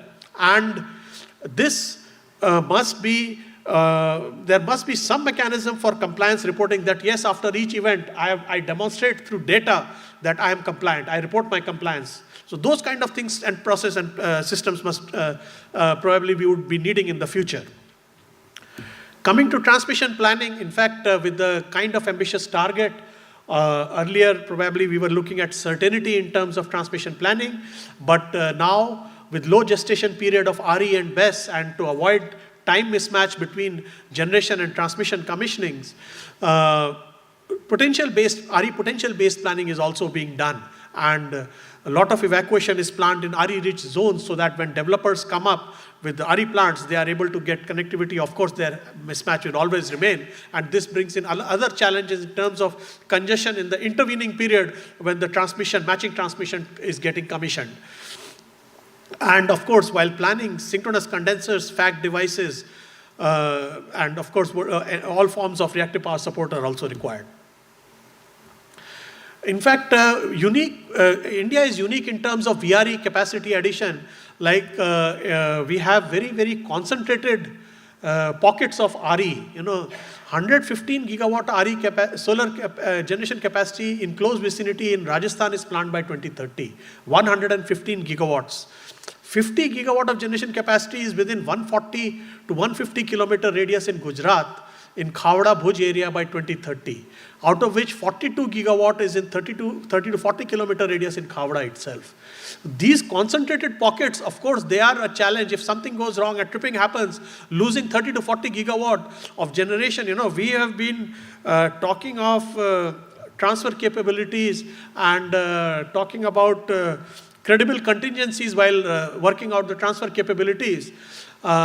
In that, we were generally considering loss of the largest generation side and keeping some margin for transmission line trippings. But with this kind of concentrated generation and large RE pooling station of 4,000 to 8,000 megawatt size at one place, the credible contingency itself has changed. Losing a pooling station which is pooling 8,000 megawatt of power from various RE generators in the vicinity, itself has become a transmission side credible contingency. Not only that, there are pooling stations which are pooling power from multiple pooling stations itself. For instance, look at Lakadia in the Gujarat area. It is pooling power from Khavda, PS 1, 2, 3, and so on, and also power is inflowing from Bhuj area. So Lakadia substation itself, of course, is a big challenge. If you have a contingency in that area, you stand to lose a large chunk of generation. So the definition of credible contingency itself is probably undergoing a change. Of course, the fault MVA level at the EHV level in the remote pockets like in Rajasthan, of course, is a challenge, and we are seeing lower fault levels. The short circuit ratios are declining, and going forward with more RE integration, more IBR resources, we need to address this through synchronous condensers and other FACTS devices in the vicinity. This also needs to be taken care in the planning horizon. The corridor patterns are changing. Traditionally, we were seeing, we had conventional generation located in central and eastern part of the country, load centers in the north, south, and west, power flowing unidirectionally. Now, RE has come in the west and the south, and we have bidirectional flows on the interregional corridors on a day-to-day basis. And congestion in the import was the traditional way to look. We are now facing congestion in the export also, in the high solar hours from the north as well as south. Low probability, high impact events, you can see from 2013 cyclones to 2025, I believe apart from the first 2-3 years, 2013 to 2016, we had one cyclone per year, and beyond that, on an average, 2 cyclones per year are a norm now. So we have to deal with it. In fact, last weekend, we had one cyclone in south, and October last week, again, Cyclone Monta was there. So this year, so far, we have faced 3 cyclones, and the vagaries are increasing going forward. Transmission planning, the network itself has grown phenomenally in 1980-85, probably, I think this is way back, 50,000 circuit kilometers, and we have now reached 500,000 circuit kilometers up to September 2025. Transmission pricing, of course, at the interstate level was spoken by Professor Abhijit Abhyankar, and it was a very, very interesting session. Very succinctly and comprehensively covered, and the transmission charges are growing. So last 2-3 years, we are seeing kind of flattening of charges. The present YTC at the interstate level is around 46,000 crores. And we tried to look at the numbers at the intrastate transmission. What are the kind of charges that they are having? It's about 54,000 crore for the year 23-24. So 110,000 crores of transmission charges, the total pie of power, the electric supply, right from generation to transmission to distribution, including all types of costs, is somewhere around 10 lakh plus crores today annually. And out of this 10 lakh crores, 1,10,000 is now comprising about the transmission charges for interstate as well as intrastate level. So this is now slightly above 10%. And earlier I used to remember once Soni sir only had asked us to work out of the pie what is the charges for system operation and for transmission, and I recollect maybe more than 15 years back it was around 2 to 3% transmission charges were there. But now today it is becoming a cause of concern. Utilities are worried that the contribution of transmission charges is growing. And so is the focus on increasing the utilization of the existing transmission. How do we leverage existing transmission to build more generation asset and utilize them? The role of storage, of course, would come into the picture for this. Again, transmission planning, of course, regular review of the perspective plan is required. We have gone in a process wherein we plan for a perspective 10-year ahead basis also, but then regular review considering the evolution of generation and transmission over the year, the demand side also. The adequacy of the intrastate transmission system is of course becoming very, very important. In fact, some of these states have serious concerns regarding intrastate transmission, and it is very, very important. Interconnection studies, I've already highlighted that these are becoming important, while at the interstate level we make all efforts to carry out interconnection studies, but then this faculty of power system studies has to grow. We need more people and more people. The speed and the scale at which it's to be done is simply phenomenal. Addressing reduction in system inertia, short circuit levels, of course, this I mentioned already. Strong interconnection of interstate and intrastate network. It also means a coordinated effort for interstate and intrastate planning. Factoring energy storage and transmission planning, optimizing the transmission planning, of course, is there, and enhancing resilience aspects of the transmission. These are becoming more and more important. Coming to resource adequacy and flexibility, this is a typical load curve of 15th August, and different resources are shown. On the left side, you would see the first graph on the top is solar, how it peaks during the daytime. Then we have nuclear, which is largely flat. Solar is imposing a stress on the entire system in terms of balancing, ramping up during the solar hours, and then again ramping down after the solar hours. Coming to the right, we have wind, highly uncertain. It's highly unpredictable. But then, of course, day-ahead forecasts are there. We plan for those adequacy accordingly. Hydro is flexible, but I would show you some other curves also where the flexibility from hydro is limited. In fact, it's a wonderful resource, but then yet the flexibility gets limited by certain circumstances, which I would show in the next slide. Gas is inflexible. Gas is considered very, very flexible resource, fast startup, fast shutdown, and all that, but yet it is inflexible because inflexibility of contracts, because of the inflexibility of the fuel supply chain. So the large burden of flexibility falls on the thermal. Thermal itself, we are a thermal dominant system, but then thermal itself has limited flexibility, which at present is being harnessed.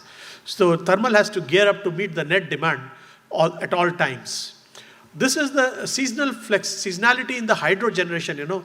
On the first curve on the left hand side, you would see morning and evening peak, clear cut peaking in the morning and evening, and this is happening day in, day out. Even these days, we see morning and evening peak.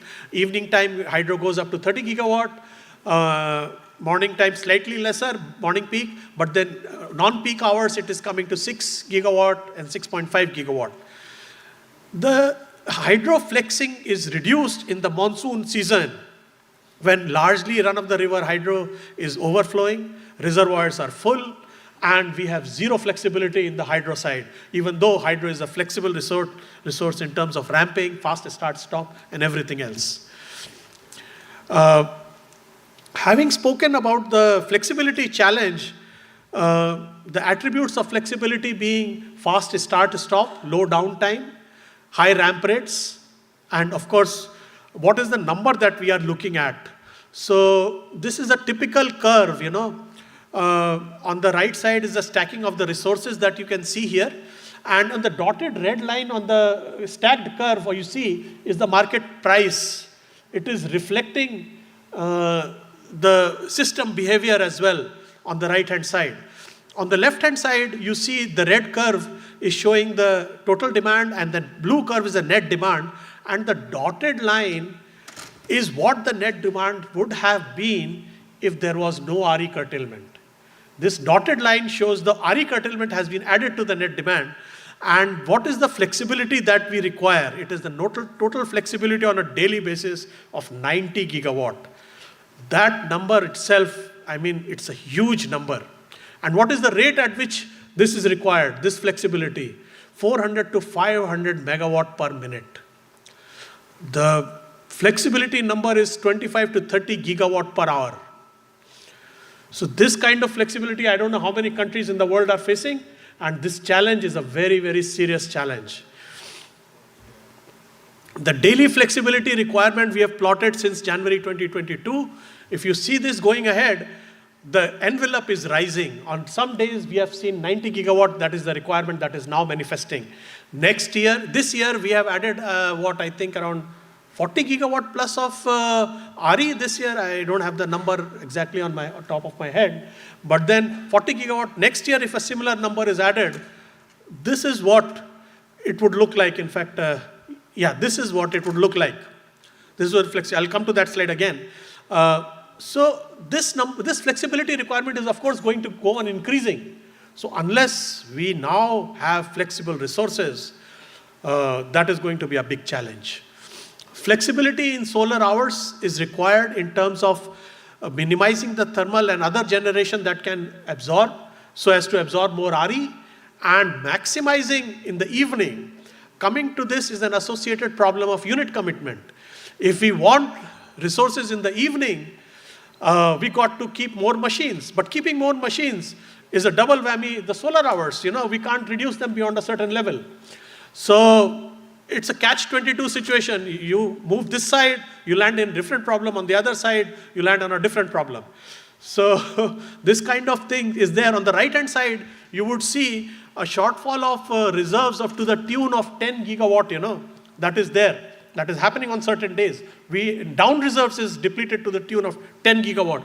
If that is not there, then how we are operating the system. This is the situation we tried to work out maybe in August 2026, what would it would look like if we have the same rate of growth of RE. So this is the kind of dotted curve is what is we are going to see in the next year. So situation is going to further increase in complexity, and the duck curve belly, I don't know whether we can any longer call it a duck curve or not, because that term was coined by California and we have come way past that. Coming to forecasting and scheduling, forecasting is a challenging thing in terms of lot of utilities, lot of RE developers have been discussing this, and we also believe that yes, it is becoming more and more challenging with kind of variability that we are facing. In fact, we have a project which is ongoing with IIT Mumbai, and of course we are also working with Professor Rehan, where the NICE, they have a proposal and we are working on that. We'll be discussing that very soon. And it is a multifaceted, multi-aspect activity, I would say, in terms of it requires electricity measurements, weather parameter measurements, it requires weather forecasts, demand forecasts as well, and numerical weather prediction, satellite sky images, and of course the VRE forecast, So it is a blend of many aspects like numerical weather predictions, satellite imaging, sky cameras, heavy data processing, AI, and demand and RE forecast, it becomes a big challenge. In terms of scheduling on a day-to-day basis, on 16th of October 2023, between 2 hours, we saw a reduction of 12 gigawatt in solar generation because of cloud cover. So this kind of reserves, how do we maintain by any stretch of imagination, It's a big, big challenge, And we have REMCs, we have co-located them with the load dispatch centers. Totally 142 gigawatt of renewables is being monitored. Some part is not there, which was commissioned prior to the RE and some other areas. Of course, rooftop is definitely not there. And with the kind of targets that we have in the future, we require much more collaboration in terms of multidisciplinary approach from various agencies like NCMRWF, ISRO, IMD, academic institutions, climate sciences, and of course, the engineering side of it. Coming to reserves and ancillary, of course, this is a very well noted thing, so I won't be talking much about it. So primary control is mandatory, secondary control is through AGC, and we have been working continuously on AGC, IST. The interstate plants are of course wired, and they are connected here. Around 70 gigawatt plus of capacity is of course there, 72 gigawatts at the ISTS level. But we have been working consistently with the states, and we have got extensive cooperation and coming from the states, and we have been able to integrate 8 gigawatt plus of intrastate plants into the interstate AGC, and they are benefiting from it. And around 14 gigawatt of AGC implementation is under pipeline. 82 gigawatt totally capacity is wired under AGC, and 85 plants are there, 219 units, and nearly 7 gigawatt of capacity. I correct myself, it's not 8 gigawatt, it's around 7 gigawatt of capacity, intrastate capacity that is wired for AGC. And presently we are getting 2000 megawatt up and down reserve. and ongoing integration, which is under process at various stages of implementation in terms of testing, communication, deployment, and procurement levels, is around 14 gigawatt is under development. So a good amount of capacity we'll be touching. We hope to touch 100 gigawatts very soon of capacity under AGC. And like I already mentioned, that we have done pilots at PPGCL, at BRPL Kilokri, BESS, and solar plant at Devikot. After every resource, every megawatt that is available at our disposal, we have backed down. Then, starting May this year, we had to approach the regulator for curtailment of RE. While RE is must run, but for grid security reasons, we have had to curtail RE. And as you can see, the plot is here up to, I think, 30th of October. The maximum RE curtailment has gone up to 22 to 23 gigawatts as well at the ISTS level. And so this is a clear manifestation of lack of flexibility in the system. This is the biggest manifestation of system, the lack of flexibility, the need for more flexibility in the system that is there. The other building blocks, and on the previous slide, I think I missed mentioning that future sources of flexibility include battery energy storage system. But a word of caution here, battery energy storage, of course, we are yet to learn a lot of things about that. We would like the battery, while the focus largely is on energy arbitrage, shifting of energy using the storage that is coming online, but then we would also like reliability services from the battery in terms of providing secondary control as well as tertiary reserves. The first thing that we are looking at is the battery getting wired for AGC. That is a very, very important resource that we are looking at. And we also look at other services such as black start through grid forming inverters, maybe inertia services and all those kind of reactive power support and all. So all those services are the future. Value stacking is the way to go. You cannot look at just one source of service from the battery.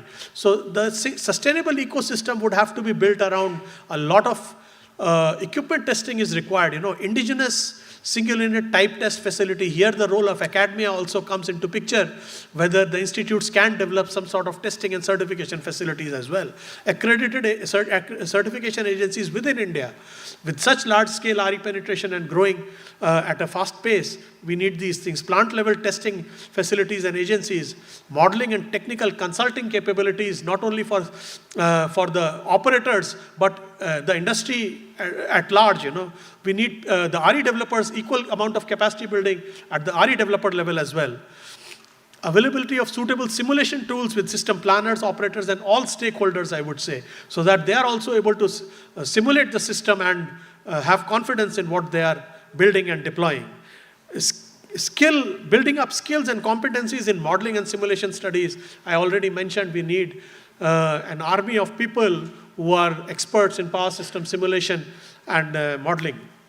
And other situations aspects such as logistics and of course critical, these aspects, these ecosystems are critical for reliable integration of VRE.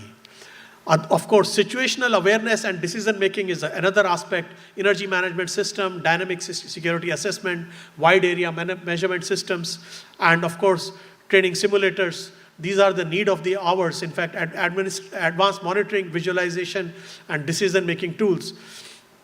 Cybersecurity challenges are adding another layer of complexity in the system.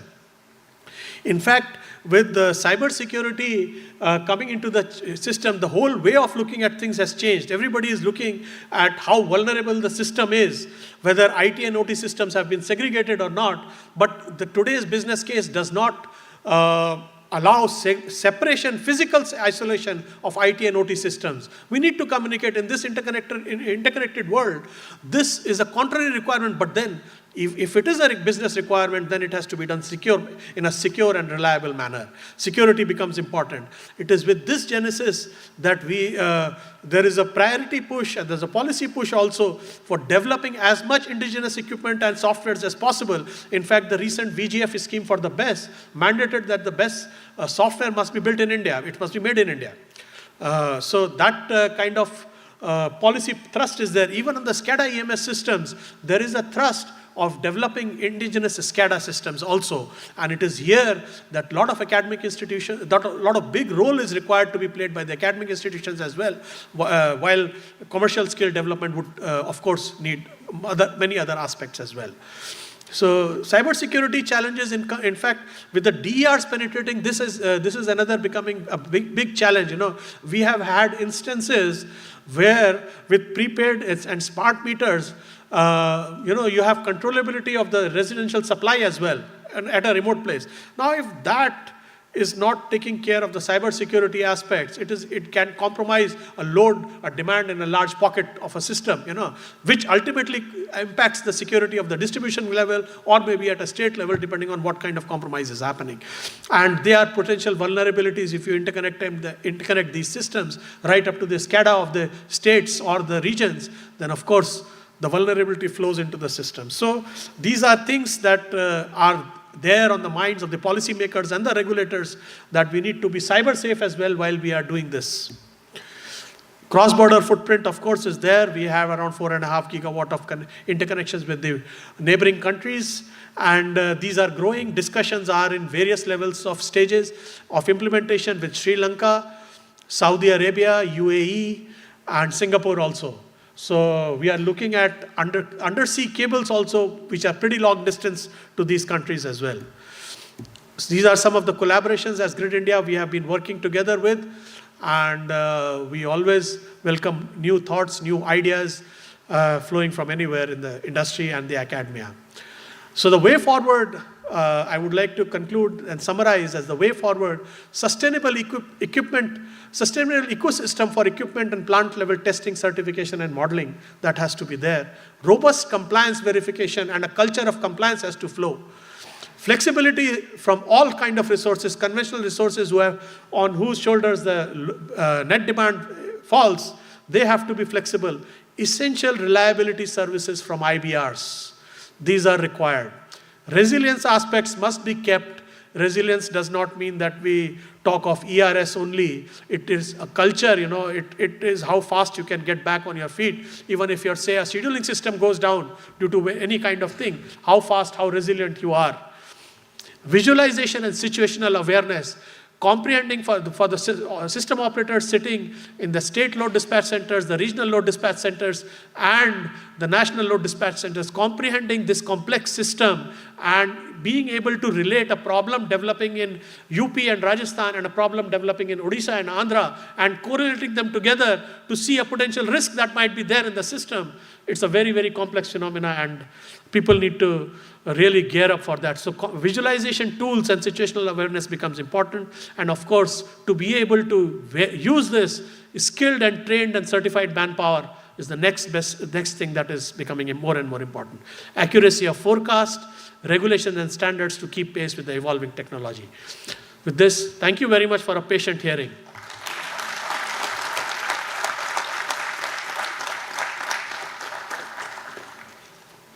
Thank you, Mr. Saxena. What an inspiring keynote. Every slide was fully loaded with visuals, numbers, and what a lucid explanation. I completely got mesmerized. And I'm sure that students who are here have got a glimpse of what is present, what's likely going to be future, and the entire audience has certainly enriched with this presentation. But we are not going to leave you like this. We would have 10 minutes of interaction. So I would open the floor for any issue which you would like to raise and get some more wisdom out of Mr. Saxena's speech. But I have 3 of them. While others are thinking, so I have 3 of, I thought that something but everything was covered. But I have 3 things. Oh, wonderful. I think, okay, so that was good. You told in your initial speech itself that last time you gave a talk on market and this time you are deliberately underplaying the market. That's good, that was covered. But on the little serious side, Mr. Saxena, What I am asking is, what role you feel states can play or should play is something on which, because after all the grid is, central grid is one, interstate transmission, but the states are the major. And then of course you, towards the last, you also covered the cross border. So both are also equally important. So on that I would like to, cover something on what is your thought process on that. The second one is, So should I what? respond? Okay, first you respond to that. Yeah. So regarding the states, in fact, I already mentioned that we are operating an integrated power system. So the same level of expertise, the same level of capacity building, the same level of integration of tools and resources must happen at the state. Say for instance, SCED, in fact, we have had implementation at the national level and almost 5 years of experience, and recently we got it in the IGC 2023 as well. And I understand Soni sir and his team are leading work in the states. So this kind of effort is required in the state. The other area that I mentioned was that with the waiver going out, there is a chance that lot of RE integration is going to happen in the states. And I mentioned about Rajasthan advertising that I have a spare base, spare capacity available for connectivity. Come and join. So, and compliance verification, robust model system studies, understanding of models, and ensuring compliance must also happen at the state level, because as an integrated system, we are equally vulnerable. So capacity building of the operators, the tools that they need must also happen, and a lot of focus. In fact, manpower strengthening is also required, and Government of India has circulated a normative manpower requirement that should be deployed in the state load dispatch centers as well, and this is being monitored at the highest level to strengthen the manpower. So I believe that unless work happens bottoms up, sustainable ecosystem may not be built up. So bottoms up approach is really what is required. Top down approach is difficult to make it sustainable. Thank you. I think you have covered and it likewise, very well. likewise for the cross border as well. They are integrated partners with India, Absolutely. So the same level of capability building, same level of systems must happen in their integrated system as well, because faults can propagate, and of course. Yes. Anyone would like to? Yes, please. Introduce yourself and then put.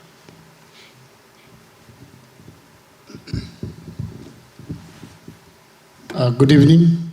Good evening. Thank you so much for your comprehensive presentation, and it's really meaningful.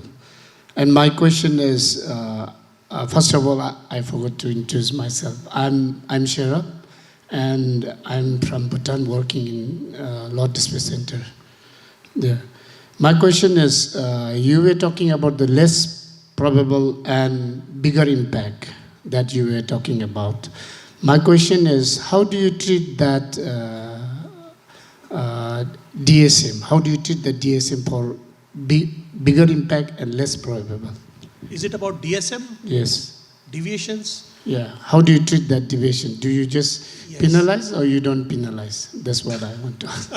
Thank you. So I would, let me say that as we operate, reliability comes first, commercial settlement comes second. First, we must live and survive, and then talk about settlements, right? First thing. Second, in order to be able to effectively handle such events, we need to keep reserves. We need to be able to respond quickly to those situations. In fact, as we geared up, like I mentioned, this year we have faced 3 cyclones, So each time a cyclone comes, the RLDC and the NLDC and all state load dispatch centers, they prepare. They maybe take actions to keep more reserves, keep machines available, prepare for backup in case of outages and all. And they do all to take care of that. But then these are exigencies. Deviations would happen. It is not right that you start taking exceptions for each deviations, because the definition of exceptional circumstances can vary from person to person. So we let the system intact, and whatever rules are there, they would apply subsequently, commercial settlements would take place subsequently. But then one must appreciate that this is for a short duration of a time. It is not something that is happening in a routine manner. And it is more to be seen as a system of settling those deviations and this rather than a penalty mechanism. It's not exactly a penalty mechanism. Yeah, so I will just supplement. As a power system engineer, what is frequency to the whole interconnect is the area control error for every area. It is our divine duty to keep the area control error under check. Rest, everything is secondary. And that's what Mr. Saxena said. That's what the reliability is. That's what the control is. Settlement of that is a secondary thing or a tertiary thing. But we must have reserves to control that. Yes, any other? Yes, Professor Tukaram. Yeah, then.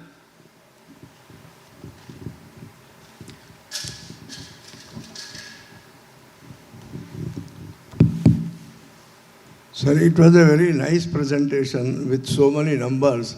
I hope updated information was there. I hope many of the people, they are not aware. Possibly in the website it may be there, but they may not be observing. And for younger students, they should feel that how much importance is this power system. Okay. Anyway, one of my observation, I hope 35 or 36 slide number, the frequency was shown 50 to 50.6 or something like that. But minus side, it was not there. So this is surprising for me, but frequency definitely at some point of time, slightly below 50 also will go. Yes. But in that slide, I could not see. I don't know whether the person who prepared slide, is there something is there? Probably should I go back to the slide and see? Yeah, no. See, after all, Professor Tukaram has correctly pointed out, and that we will see, sir. Okay. But your point is well taken, sir. But what I found, your earlier point was more important. And that question I will raise to Mr. Saxena, what message he wants to give to the students. That's a more important message which Professor Tukaram has correctly flagged. Thank you, sir. We will do. Yes, Nitra. Yeah, first of all, again, thank you very much for such an insightful presentation. You mentioned that you have done the testing with AGC with the existing 20 megawatt hour energy storage system and how exactly energy storage is going to play a critical role in coming time. So would like to know what are your findings, and when we are looking at those energy storage, stationary energy storage systems coming online 18 months, 24 months down the line, do you see that those are enough? Will those assets be able to participate in coming time? Do you think that kind of framework is coming up in India? Yeah, thank you. Very, very important question. In fact, my hands have been scratching to speak about that, So let me put it this way, immense learnings by carrying out the pilots. One thing helps us make up our minds what we need in the regulatory framework, how do we need to go about implementing those things. The second very, very important learning that we came across was that we discovered, in fact, that was a surprise to them also, while they were aware, but then they didn't see it in this aspect, that there is a cooling time required to switch from charging to discharging. So that is a bottleneck, Plus 20, I want a 40 megawatt change in signal size. But I cannot do it because it says 30-minute cooling time is required to go from charge to full discharge. So this 30-minute time came into the bottleneck. But then, okay, we said, fine, you give us 20 megawatt reserve. That's side apart. Now, culturally, I would say that we are used to being very, very, in a very, very protected environment in our country. Look at those countries which are purely market-based. Do the operators tell you that you need to put a cooling requirement? Do their batteries have cooling requirements? Nobody is worried about that. I want a service, I want a reserve from plus 100 to minus 100. Now, my requirement, you look at your design of battery. I'm not going to micromanage your battery. You do it. That's your job, not my job. So that is one thing that I'm looking at. Second, what I believe from my interactions with the storage, the industry at large, that batteries are very much capable. They are designed. It is a controller issue, it is a programming issue, that the best system issue that needs to be resolved. So given the right kind of incentive, right kind of signals for value stacking, everything should be available. Even on this 43 gigawatt hour of BESS that is being funded through VGF, we have said that this should preferably be able to provide support in secondary reserves under AGC. We have said that there are fears, there are apprehensions that how do we meet our supply obligations, how do we fulfill our contracts. We say that we are getting the same service from a thermal generator who is also meeting his contract, and yet on top of it he is giving me a value-added service for which I am paying him separately. Revenue sharing can be subsequent, that some formula can be arrived between the beneficiary and the provider, but then what stops you from this?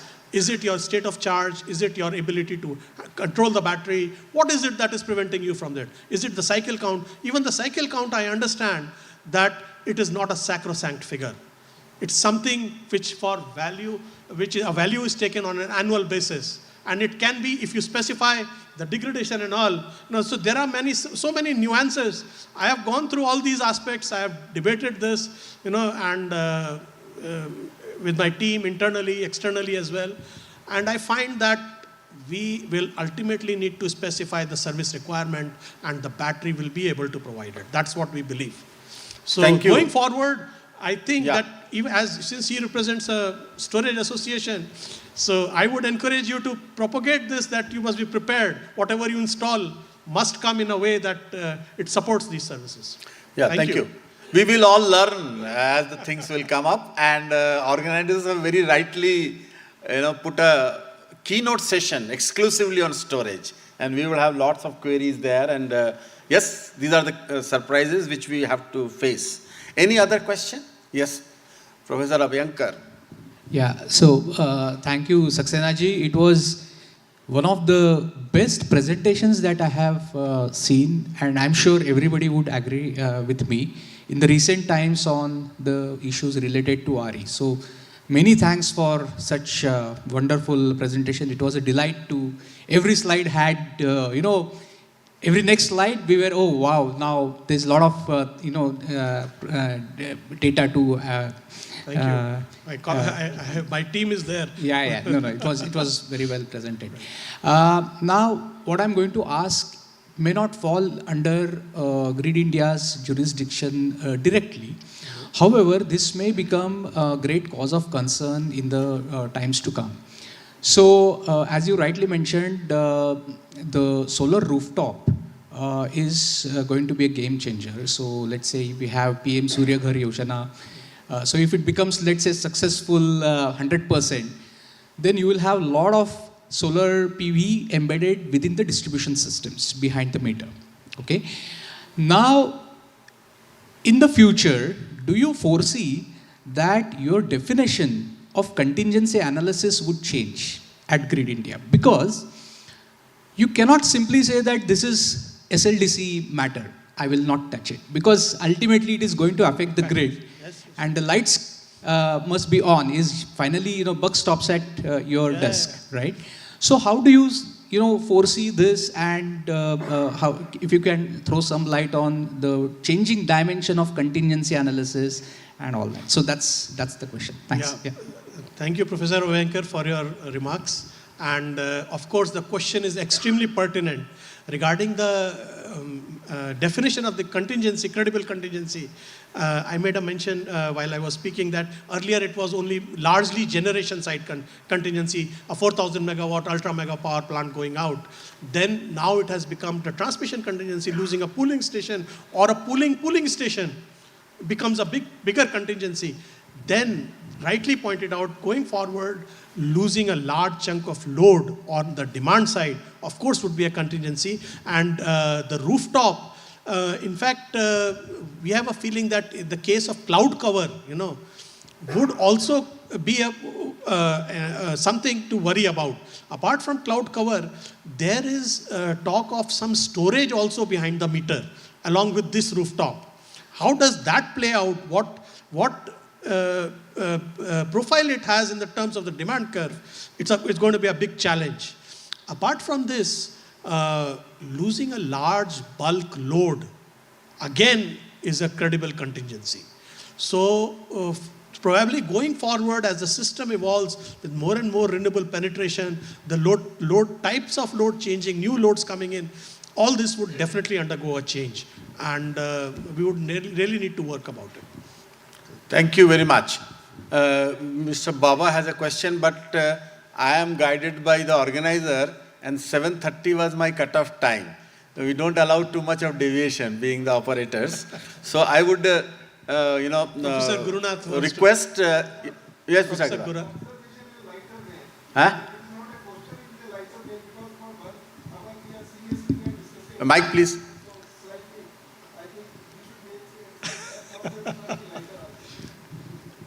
So the idea was not to scare the audience.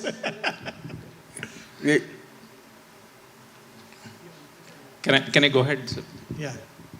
Now, if Mr. Vaskar allows me extra time, then I have no problem. I will love to have. But if he doesn't allow, then as an operator, I cannot. I got to stick to this. So 5 minutes. I am V.K. Agrawal. Yes.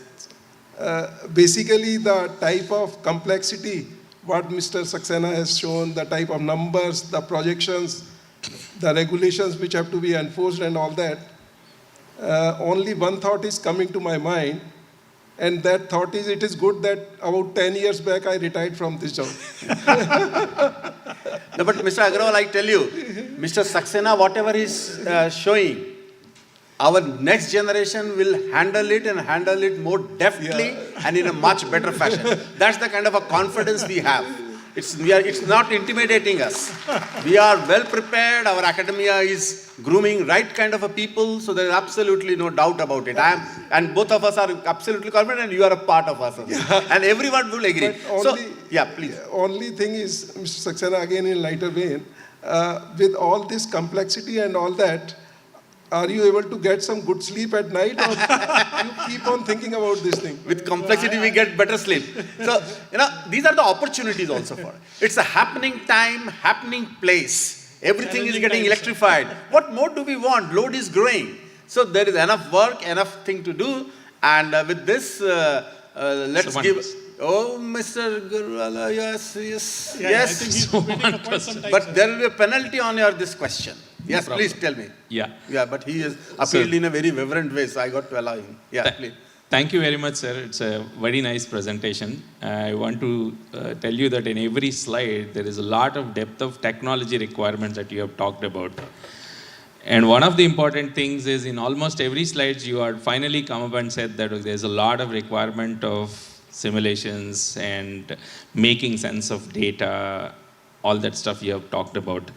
All these things actually, as an academician, I can tell you that it requires people who have that niche of doing things. And unfortunately, in the country, these companies, Prosoco, CEA, and all these companies who has to handle this kind of technology developments hire at bachelor's level. And we being institutes of higher education, and we strive to actually teach those niche at master's and PhD levels.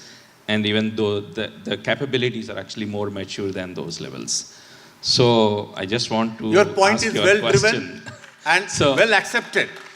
Our industry has to mature, and we must have many PhDs in power systems. By the way, we never had masters, but Grid India started getting in masters, and they have delivered well. And you are absolutely right that the country as a whole, we need to raise our bar and have lots of PhDs also in industry. One technical question. Yeah.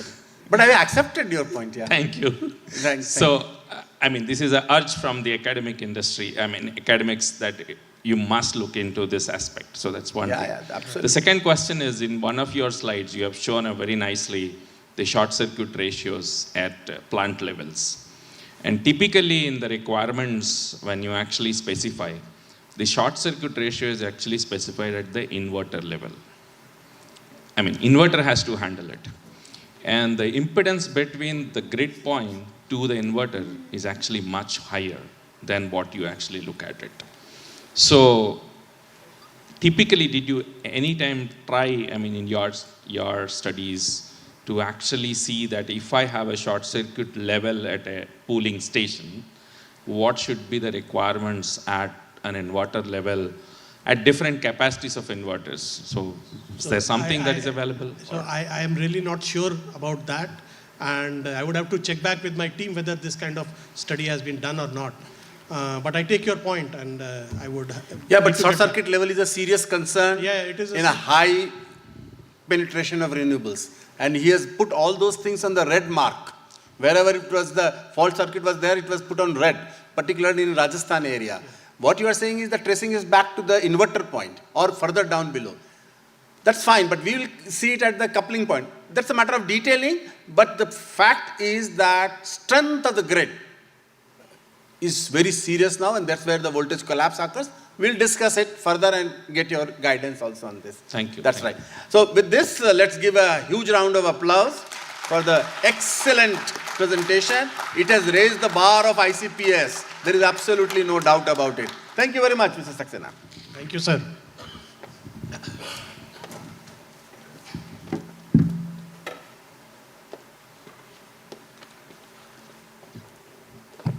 We are honored to invite Professor Sivaramakrishna Vanjari sir, the head of the Department of Electrical Engineering, IIT Hyderabad, to address the gathering.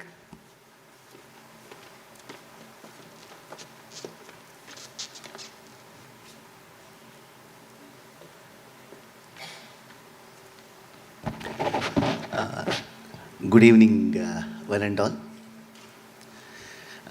I'm not going to take too much of time, right? This is IST, Indian Standard Time, not the Indigo Standard Time. So, I mean, I see what people are going through right now. I would have expected even more, right? So, thanks to Indigo Standard Time, things have actually gone crazy, right? Our department, I mean, many of you actually can understand our plight, right? So, we are in a state where we are middle-aged men, and we have teenage sons as well as teenage department. So, I mean, taking care of teenagers is the most challenging thing, right? And the most interesting thing as well, right? So the energy that we have, the passion that we have, right, drives us to where we are right now, right? I mean, and you can actually look at the growth of IIT Hyderabad over the years. I mean, it's been, as I said, right, we are in teens, right? It's been a couple of years, and we are doing extremely well in totality, and especially in electrical engineering per se, right? And a sincere salutations to the backbone of the entire society, right? What happens in many cases is that we respect heart, we respect lungs, we respect every organ of the body but for the backbone, right? I mean, because it's not seen, right? I mean, you look at everything is going on fine, we are okay. I mean, the grid is going on fine, we are okay. I mean, the moment it actually fails, then only we'll realize that, I mean, there is a trouble out there. I mean, similarly, the core electrical is the backbone, right, of the nation. I mean, you can actually talk of AI, ML, all sorts of growth, but the backbone ought to be respected. And it is, I mean, I also come from a EEE background, and I've actually shifted gears to the low power world, in the micro world. But the macro world is very, very important. And it is time that we also actually synchronize our thoughts to ensure that the next generation focuses on these particular areas a lot more in detail, right? I mean, if not, 10 years down the lane, we are actually seriously running into a crisis. That is what I personally am looking at, because the manpower required to actually maintain grids, the manpower required to actually look at I mean, the regular operations may not be available if this trend actually continues. And the second important aspect that we should all look at in terms of, see, more and more, rather than looking at the boundaries of electrical engineering have actually come down drastically, right? The principles of a particular area are actually being applied in different domains to gain an appreciation. For example, I would actually talk about the power electronics area, right, being looked at missions side per se. The same thing, if actually being extended to the micro world, has actually revolutionized a lot of things. So in some sense, what we are actually looking at is, not only we need to strengthen the areas, but at the same time, there is a need for us to actually collaborate in terms of intra areas, in terms of areas related to power systems, communications, and electronics together to actually look at the next generation growth in this particular space. Right, so that's what I just wanted to express, and happy to see the crowd in IIT Hyderabad, and we welcome you to visit our labs, and we please try to interact with us to the extent possible, right, and see the energy with us, right. So I'm pretty sure the teenagers would actually deliver and a lot more in the near future, and we would be one of the pioneers in this particular field. Thank you very much.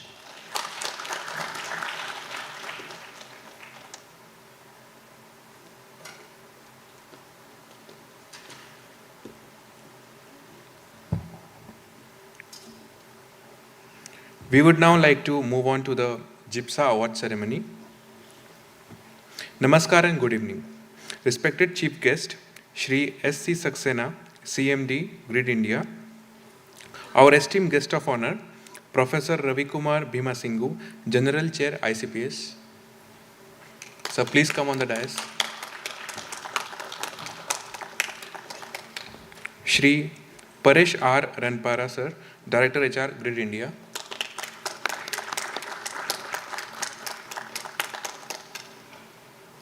Shri Amit Kumar Jain, Director of Finance, Grid India.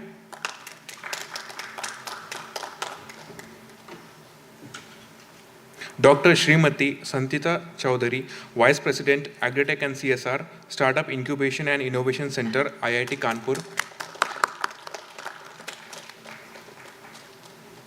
Shri M.K. Ramesh, Sir, General Chair, ICPS and Head of SRLDC, Grid India.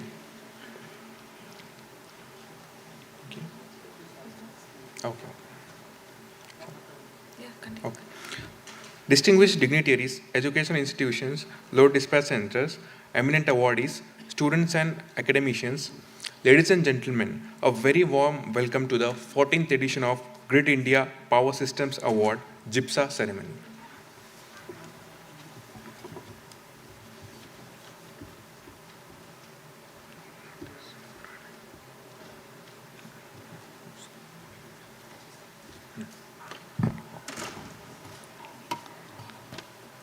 Grid India plays a crucial role in the country's electricity grid. The role of power system professionals is immense in the reliable and security of grid, making their recognition and encouragement essential to inspire future talent in the field. As part of the industry-academia partnership, the Grid India Power System Award, or JIPSA, aims to recognize research excellence in power systems by targeting recent doctoral and master's degree holders in power systems and related disciplines. The implementation of this initiative is currently overseen by the Foundation for Innovation and Research in Science and Technology, FIRST, IIT Kanpur. I would like to invite Dr. Sanchita Chowdhury, Vice President Projects, Startup Incubation and Innovation Center, IIT Kanpur, to the podium to give a brief presentation on JIPSA.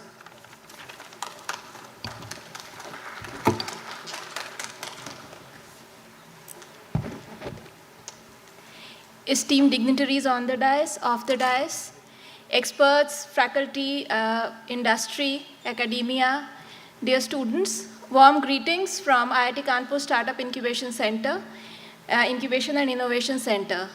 We have been privileged enough to be the implementation partner for Grid India Power System Awards for the second year now, which is the 14th edition.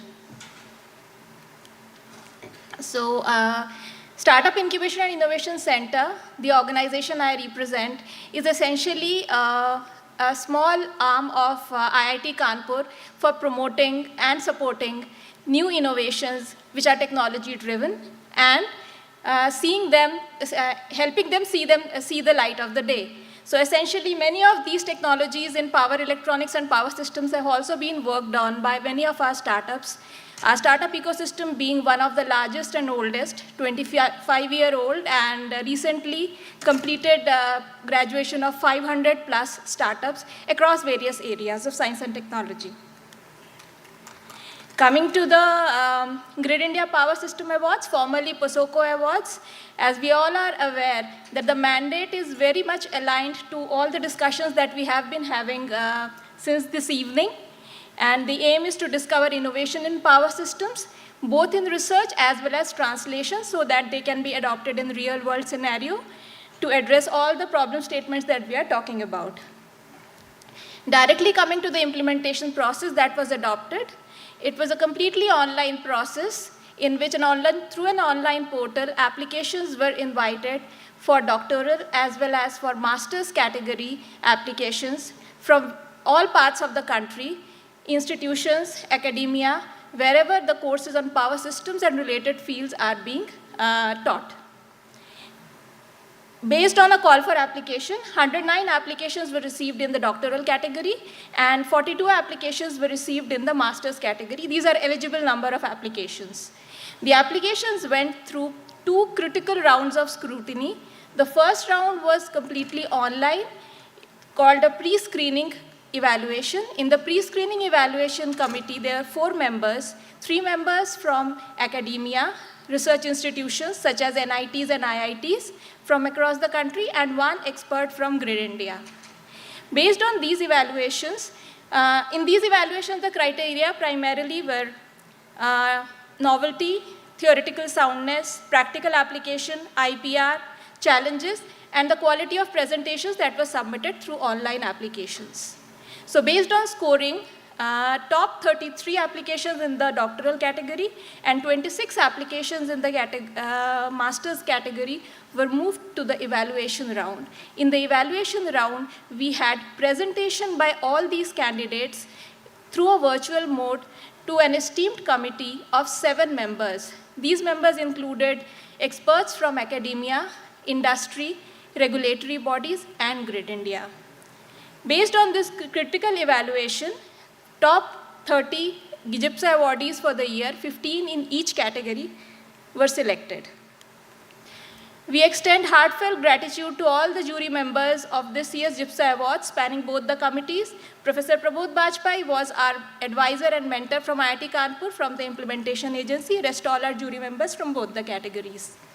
So, congratulations to all the GIPSA awardees. The awards will be conferred right now by the esteemed dignitaries, and the award sum would be disbursed in the coming weeks. Congratulations and all the best to all of you. Thank you.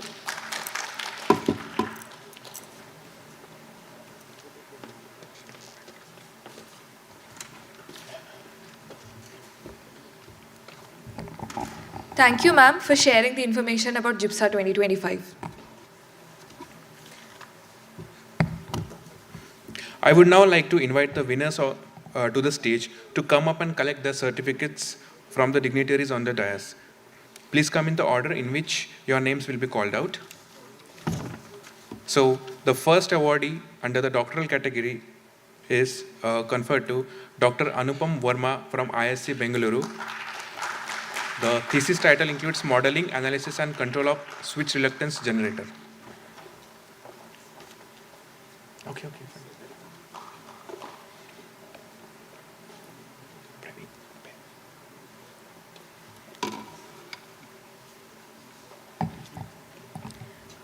Shubhadeep Chakrabarti from IIT Delhi, control of wind-driven DFIG SPV array battery-based microgrids with synchronization.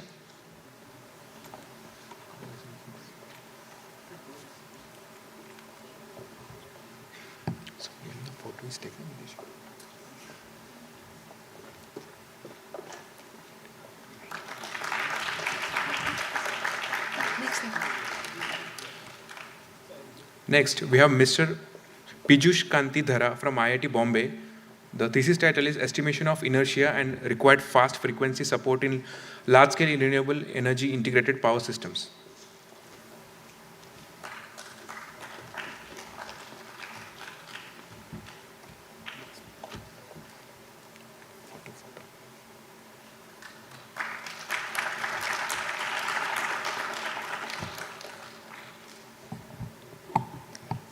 Mr. Priyatosh Jaina, IIT Varanasi.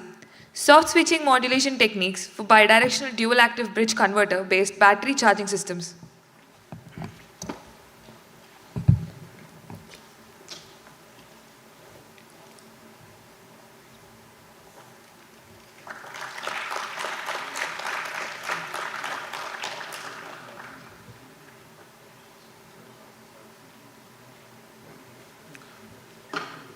Dr. Kundan Kumar, IIT Patna.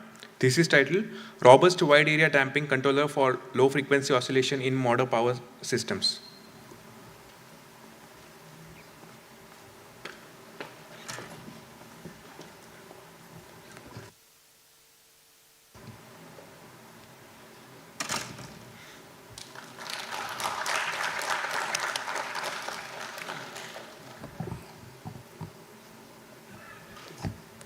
Dr. Viral Bipin Chandra Rathod, IIT Roorkee. Localization of partial discharge in power transformer using time reversal techniques.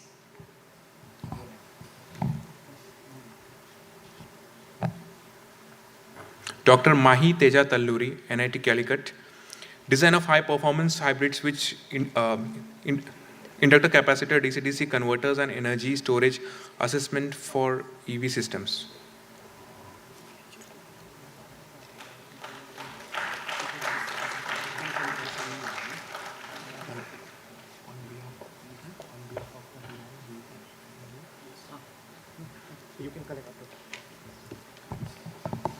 Mr. Manish Mandal, IISc Bangalore, modeling the switching dynamics of advanced power semiconductor devices from silicon superjunction to wide bandgap technologies.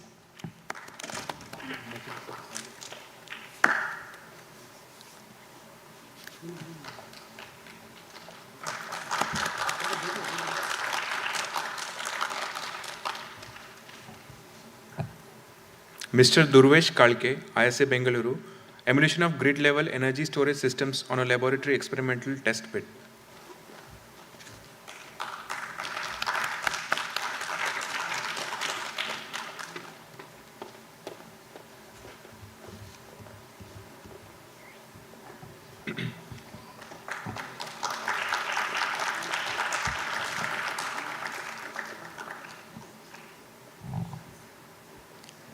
Dr. Pradyumna Kumar Behera, NIT Rourkela, design, analysis and coordinated control of PV wind energy fed LVDC microgrid with hybrid energy storage system.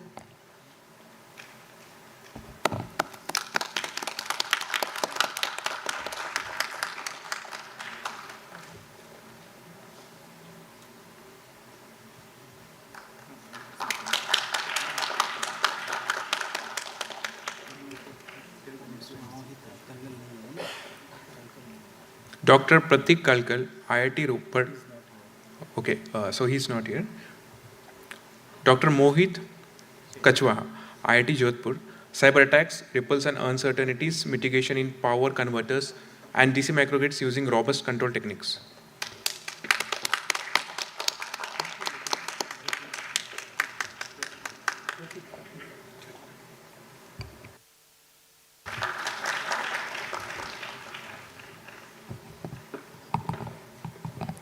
Mr. Jalaj Kumar, IIT Kanpur, modeling and control of voltage fed and current fed wireless inductive power transfer systems.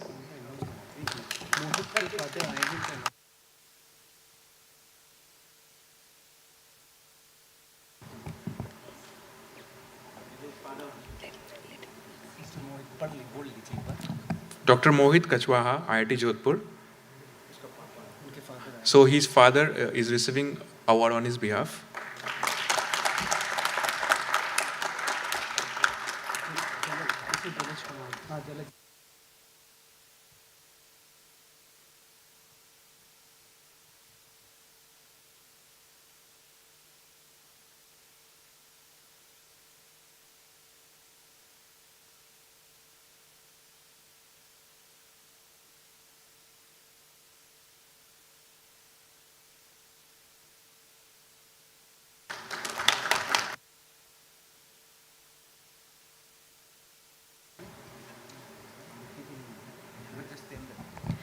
Mr. Mohammad Zarkab Faruqi, IIT Delhi. Capacitor-centric approaches for size reduction and efficiency improvement in electric vehicle chargers.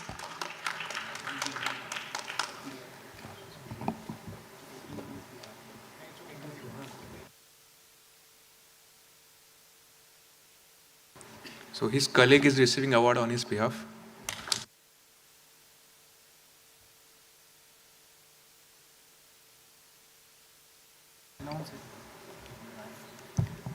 Dr. Ubaid Qureshi, IIT Delhi. Advanced optimization techniques for electric vehicle charging in smart grid. And he is not here. Now moving on to the master's category, we have Mr. Shovik Das from IIT Dharwad. This is titled Design and Development of Electromagnetic Energy Scavenging System for Transmission Line Inspection Robots. Okay. Mr. Akash Kedia, IIT Delhi. Design and analysis of dual active bridge converter with varying DC link.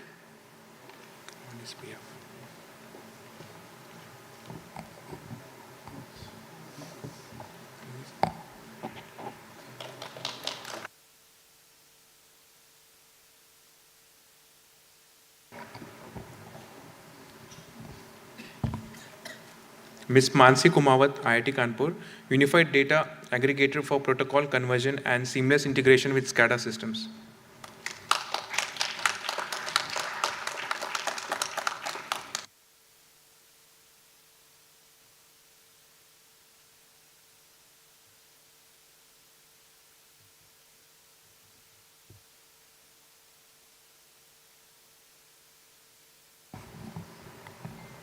Ms. B. Guna Sneha, NIT Warangal. Low voltage solid state circuit breaker configuration for DC microgrid applications.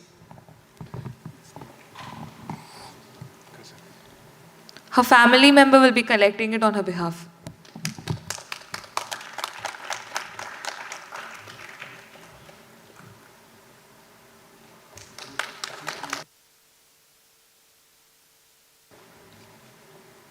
Mr. Jamanchipalle Pranay from IIT Kharagpur, Oscillation Source Identification in the Presence of Inverter-Based Resources in Power Grid.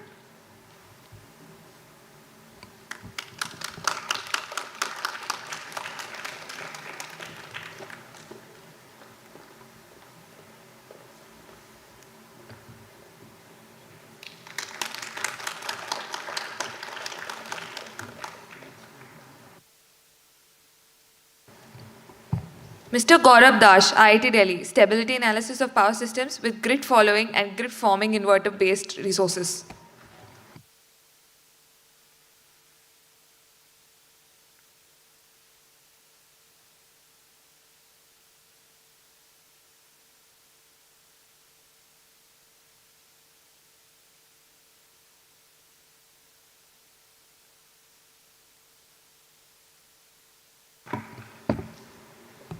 Mr. Prince from IIT Kanpur, Improvement of Power Factor in EV Battery Applications using Bridgeless Modified Boost Converter.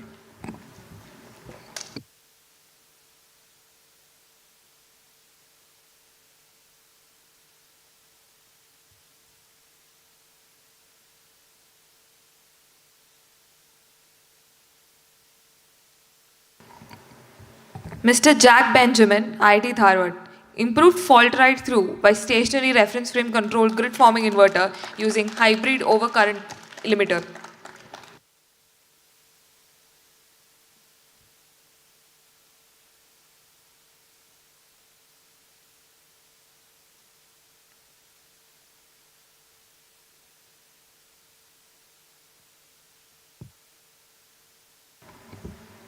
Mr. Bishal Kumar Sahateli from IIT Gandhinagar, Techno-economical analysis of EV charging station integrated with solar PV and battery energy storage systems.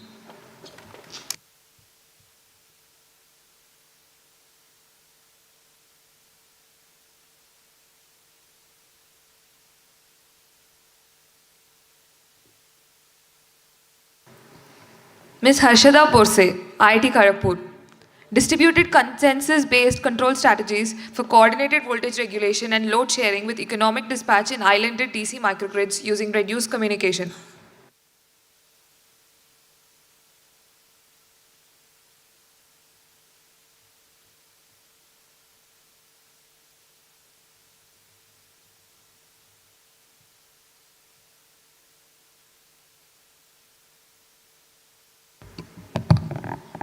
Mr. Somina Venkata Praneeth from ISA Bengaluru, power supply optimization for data center applications.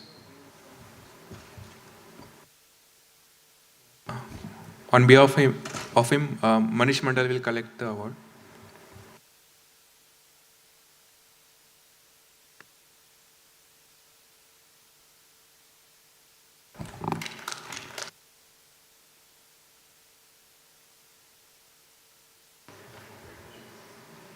Mr. Goteti Bharadwaj, IT Jodhpur, directional overcurrent relay protection in presence of inverter-based resources.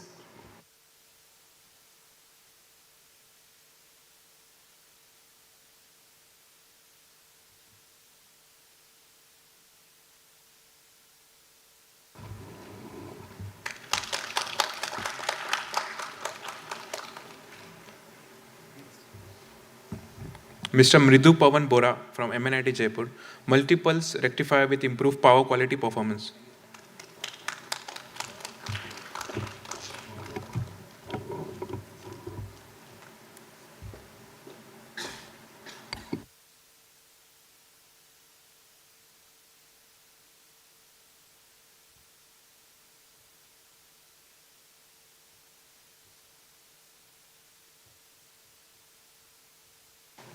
Mr. Jagdish Megwal, IIT Kanpur, Smart Grid Protocol Conversion Framework for Seamless Data Exchange with SCADA Systems.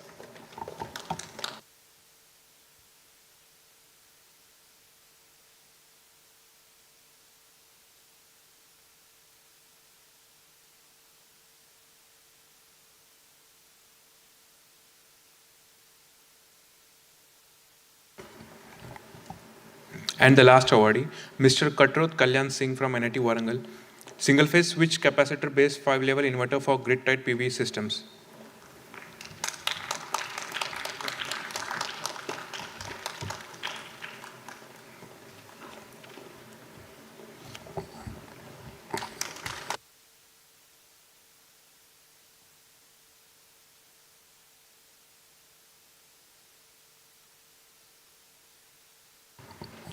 Congratulations to all the winners for this achievement. I'm sure you will see great things from we'll see great things from you in the future.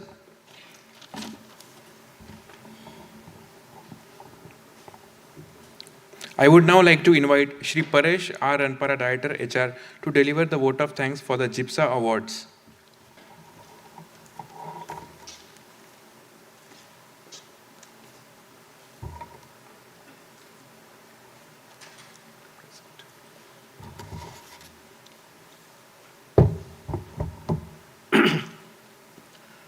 CMD Grid India on the dais, Director of Finance, all the dignitaries on the dais and off the dais, as well as today's award winners, all the students. Congratulations to all of you.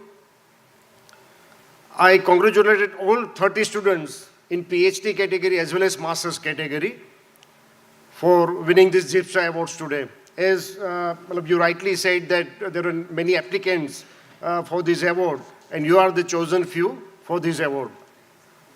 In fact, we gathered here to celebrate something bigger than the awards. We are here to celebrate the research and ideas. I mean, this conference is about the ideas, about the technology, about the research. So we are celebrating research and ideas today and for the next 2 days. And that will carry the power to light up the cities and villages of this country. It will transform the industries, and also it will shape the very future of our nation. In fact, this event is a shining example as far as GIPSA award is concerned. This is the shining example of what happens when industry and academia come together with the shared purpose. So this is the example, this award is the example for that. To celebrate and encourage promising talent, as Grid India is giving this award since 2013, and till date, we have given away the awards to around 390 students till today. And if we include these 30 award winners, the total population of GIPSA award winners is 420.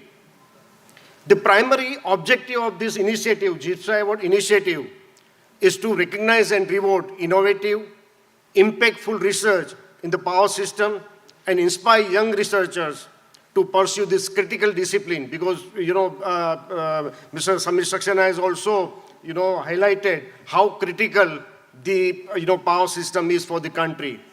So that's very critical, and it's very important that students, the future generation, pursue this discipline seriously. As I said, that GIPSA family is growing, and Grid India as an organization is truly a knowledge-driven organization where continuous learning is deeply ingrained in our culture. That's what Grid India is. We strongly believe in developing our workforce while fostering knowledge sharing with academia, industry partners, and stakeholders across the energy ecosystem. That's what we are doing. If I talk about our association with academia is concerned, we currently have around 42 MOUs with different institutes like IITs, IIMs, NITs, IMD, and ISRO. So we have around 42 current MOUs with these premier institutes. We also have tapped with international institutions like Lawrence Berkeley, National Laboratory of USA. This partnership strengthen our capacity building initiative, particularly for the power sector fraternity. We also actively collaborate with international exchange programs. Presently, we have collaboration with California ISO for that.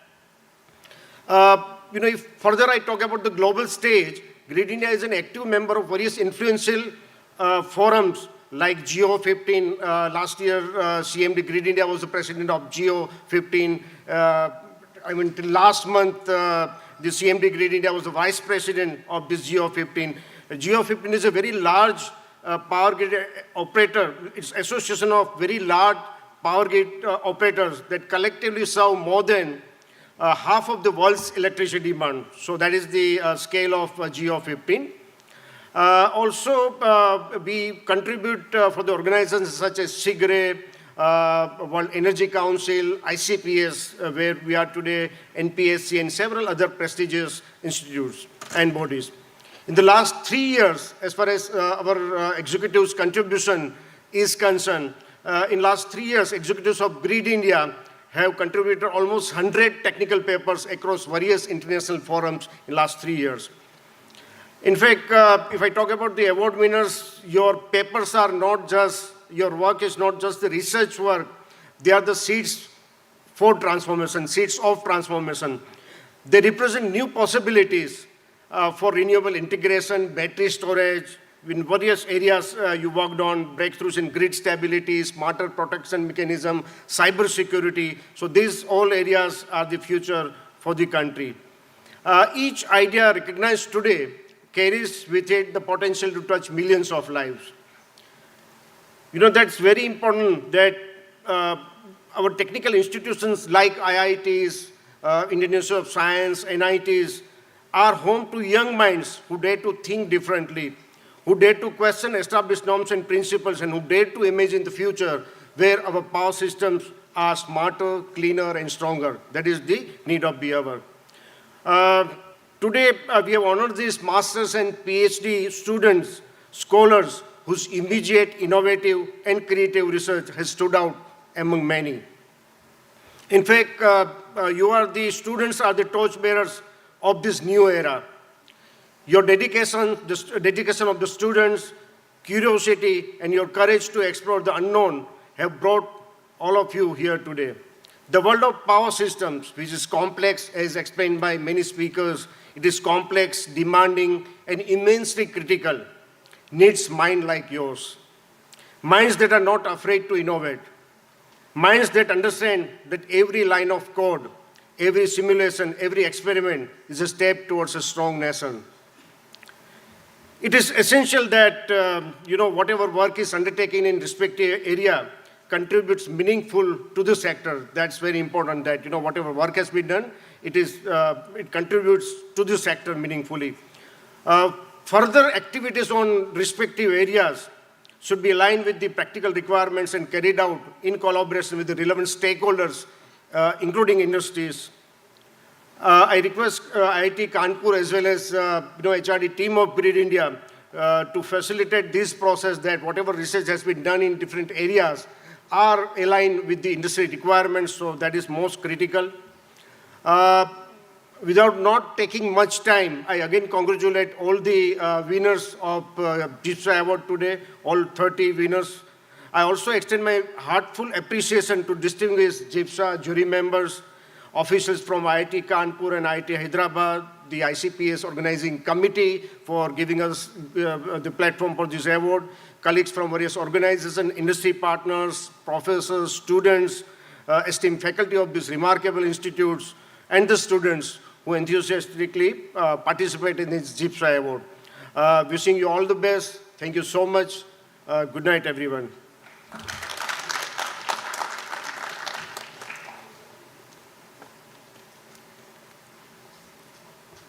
I would now like to invite Professor Ravi Kumar B., General Chair ICPS 2025, to deliver vote of thanks for the inaugural ceremony of the event.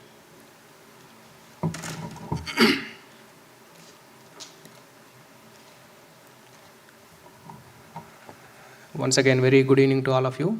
So I think we are very late, but I will try to finish my vote of thanks quickly.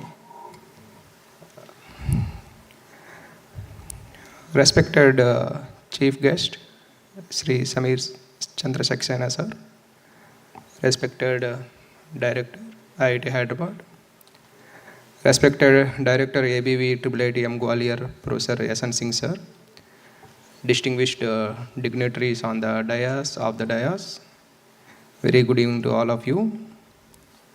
So on behalf of the organizing committee of 11th International Conference on Power Systems ICPS 2025, it is my great privilege to propose the vote of thanks. I express my sincere gratitude to our chief guest, Sri Samir Chandra Saxena sir, for gracing this occasion and for the inspiring message shared with us. I convey our deep sense of gratitude to our patron, Professor B.S. Murthy, Director IIT Hyderabad, for his visionary leadership and constant support in hosting the ICPS 2025. I also once again extend my heartfelt thanks to Sri Samir Chandra Saxena, Chairman and Managing Director, Grid India, for delivering the inaugural keynote address. His insightful and inspiring speech has greatly enriched this inaugural session and set a strong foundation for the technical deliberations to follow. We are grateful to the Director ABV IIITM Gwalior for honoring us with his presence and encouragement. I sincerely thank his valuable guidance and esteemed presence as a core committee, steering committee member of the ICPS 2025. A warm appreciation also goes to the organizing committee, volunteers and technical staff. From planning to execution, your dedication, long hours and tireless behind the scenes effort have ensured this event seamless and successful. We gratefully acknowledge the joint support of IIT Hyderabad and Grid India, whose collaboration has made the ICPS 2025 possible. We sincerely thank our sponsors, partners, supporting organizations for their generous support. My heartfelt thanks to all the others, reviewers, session chairs and delegates who came to IIT Hyderabad, even though hard situation is there for traveling. So their valuable contributions, which will be followed in the next 2 days, makes us enthusiastic for the participation. With these words, I thank you all and wish the ICPS 2025 a great success. And I request all of you to join us for the inaugural dinner. Thank you very much.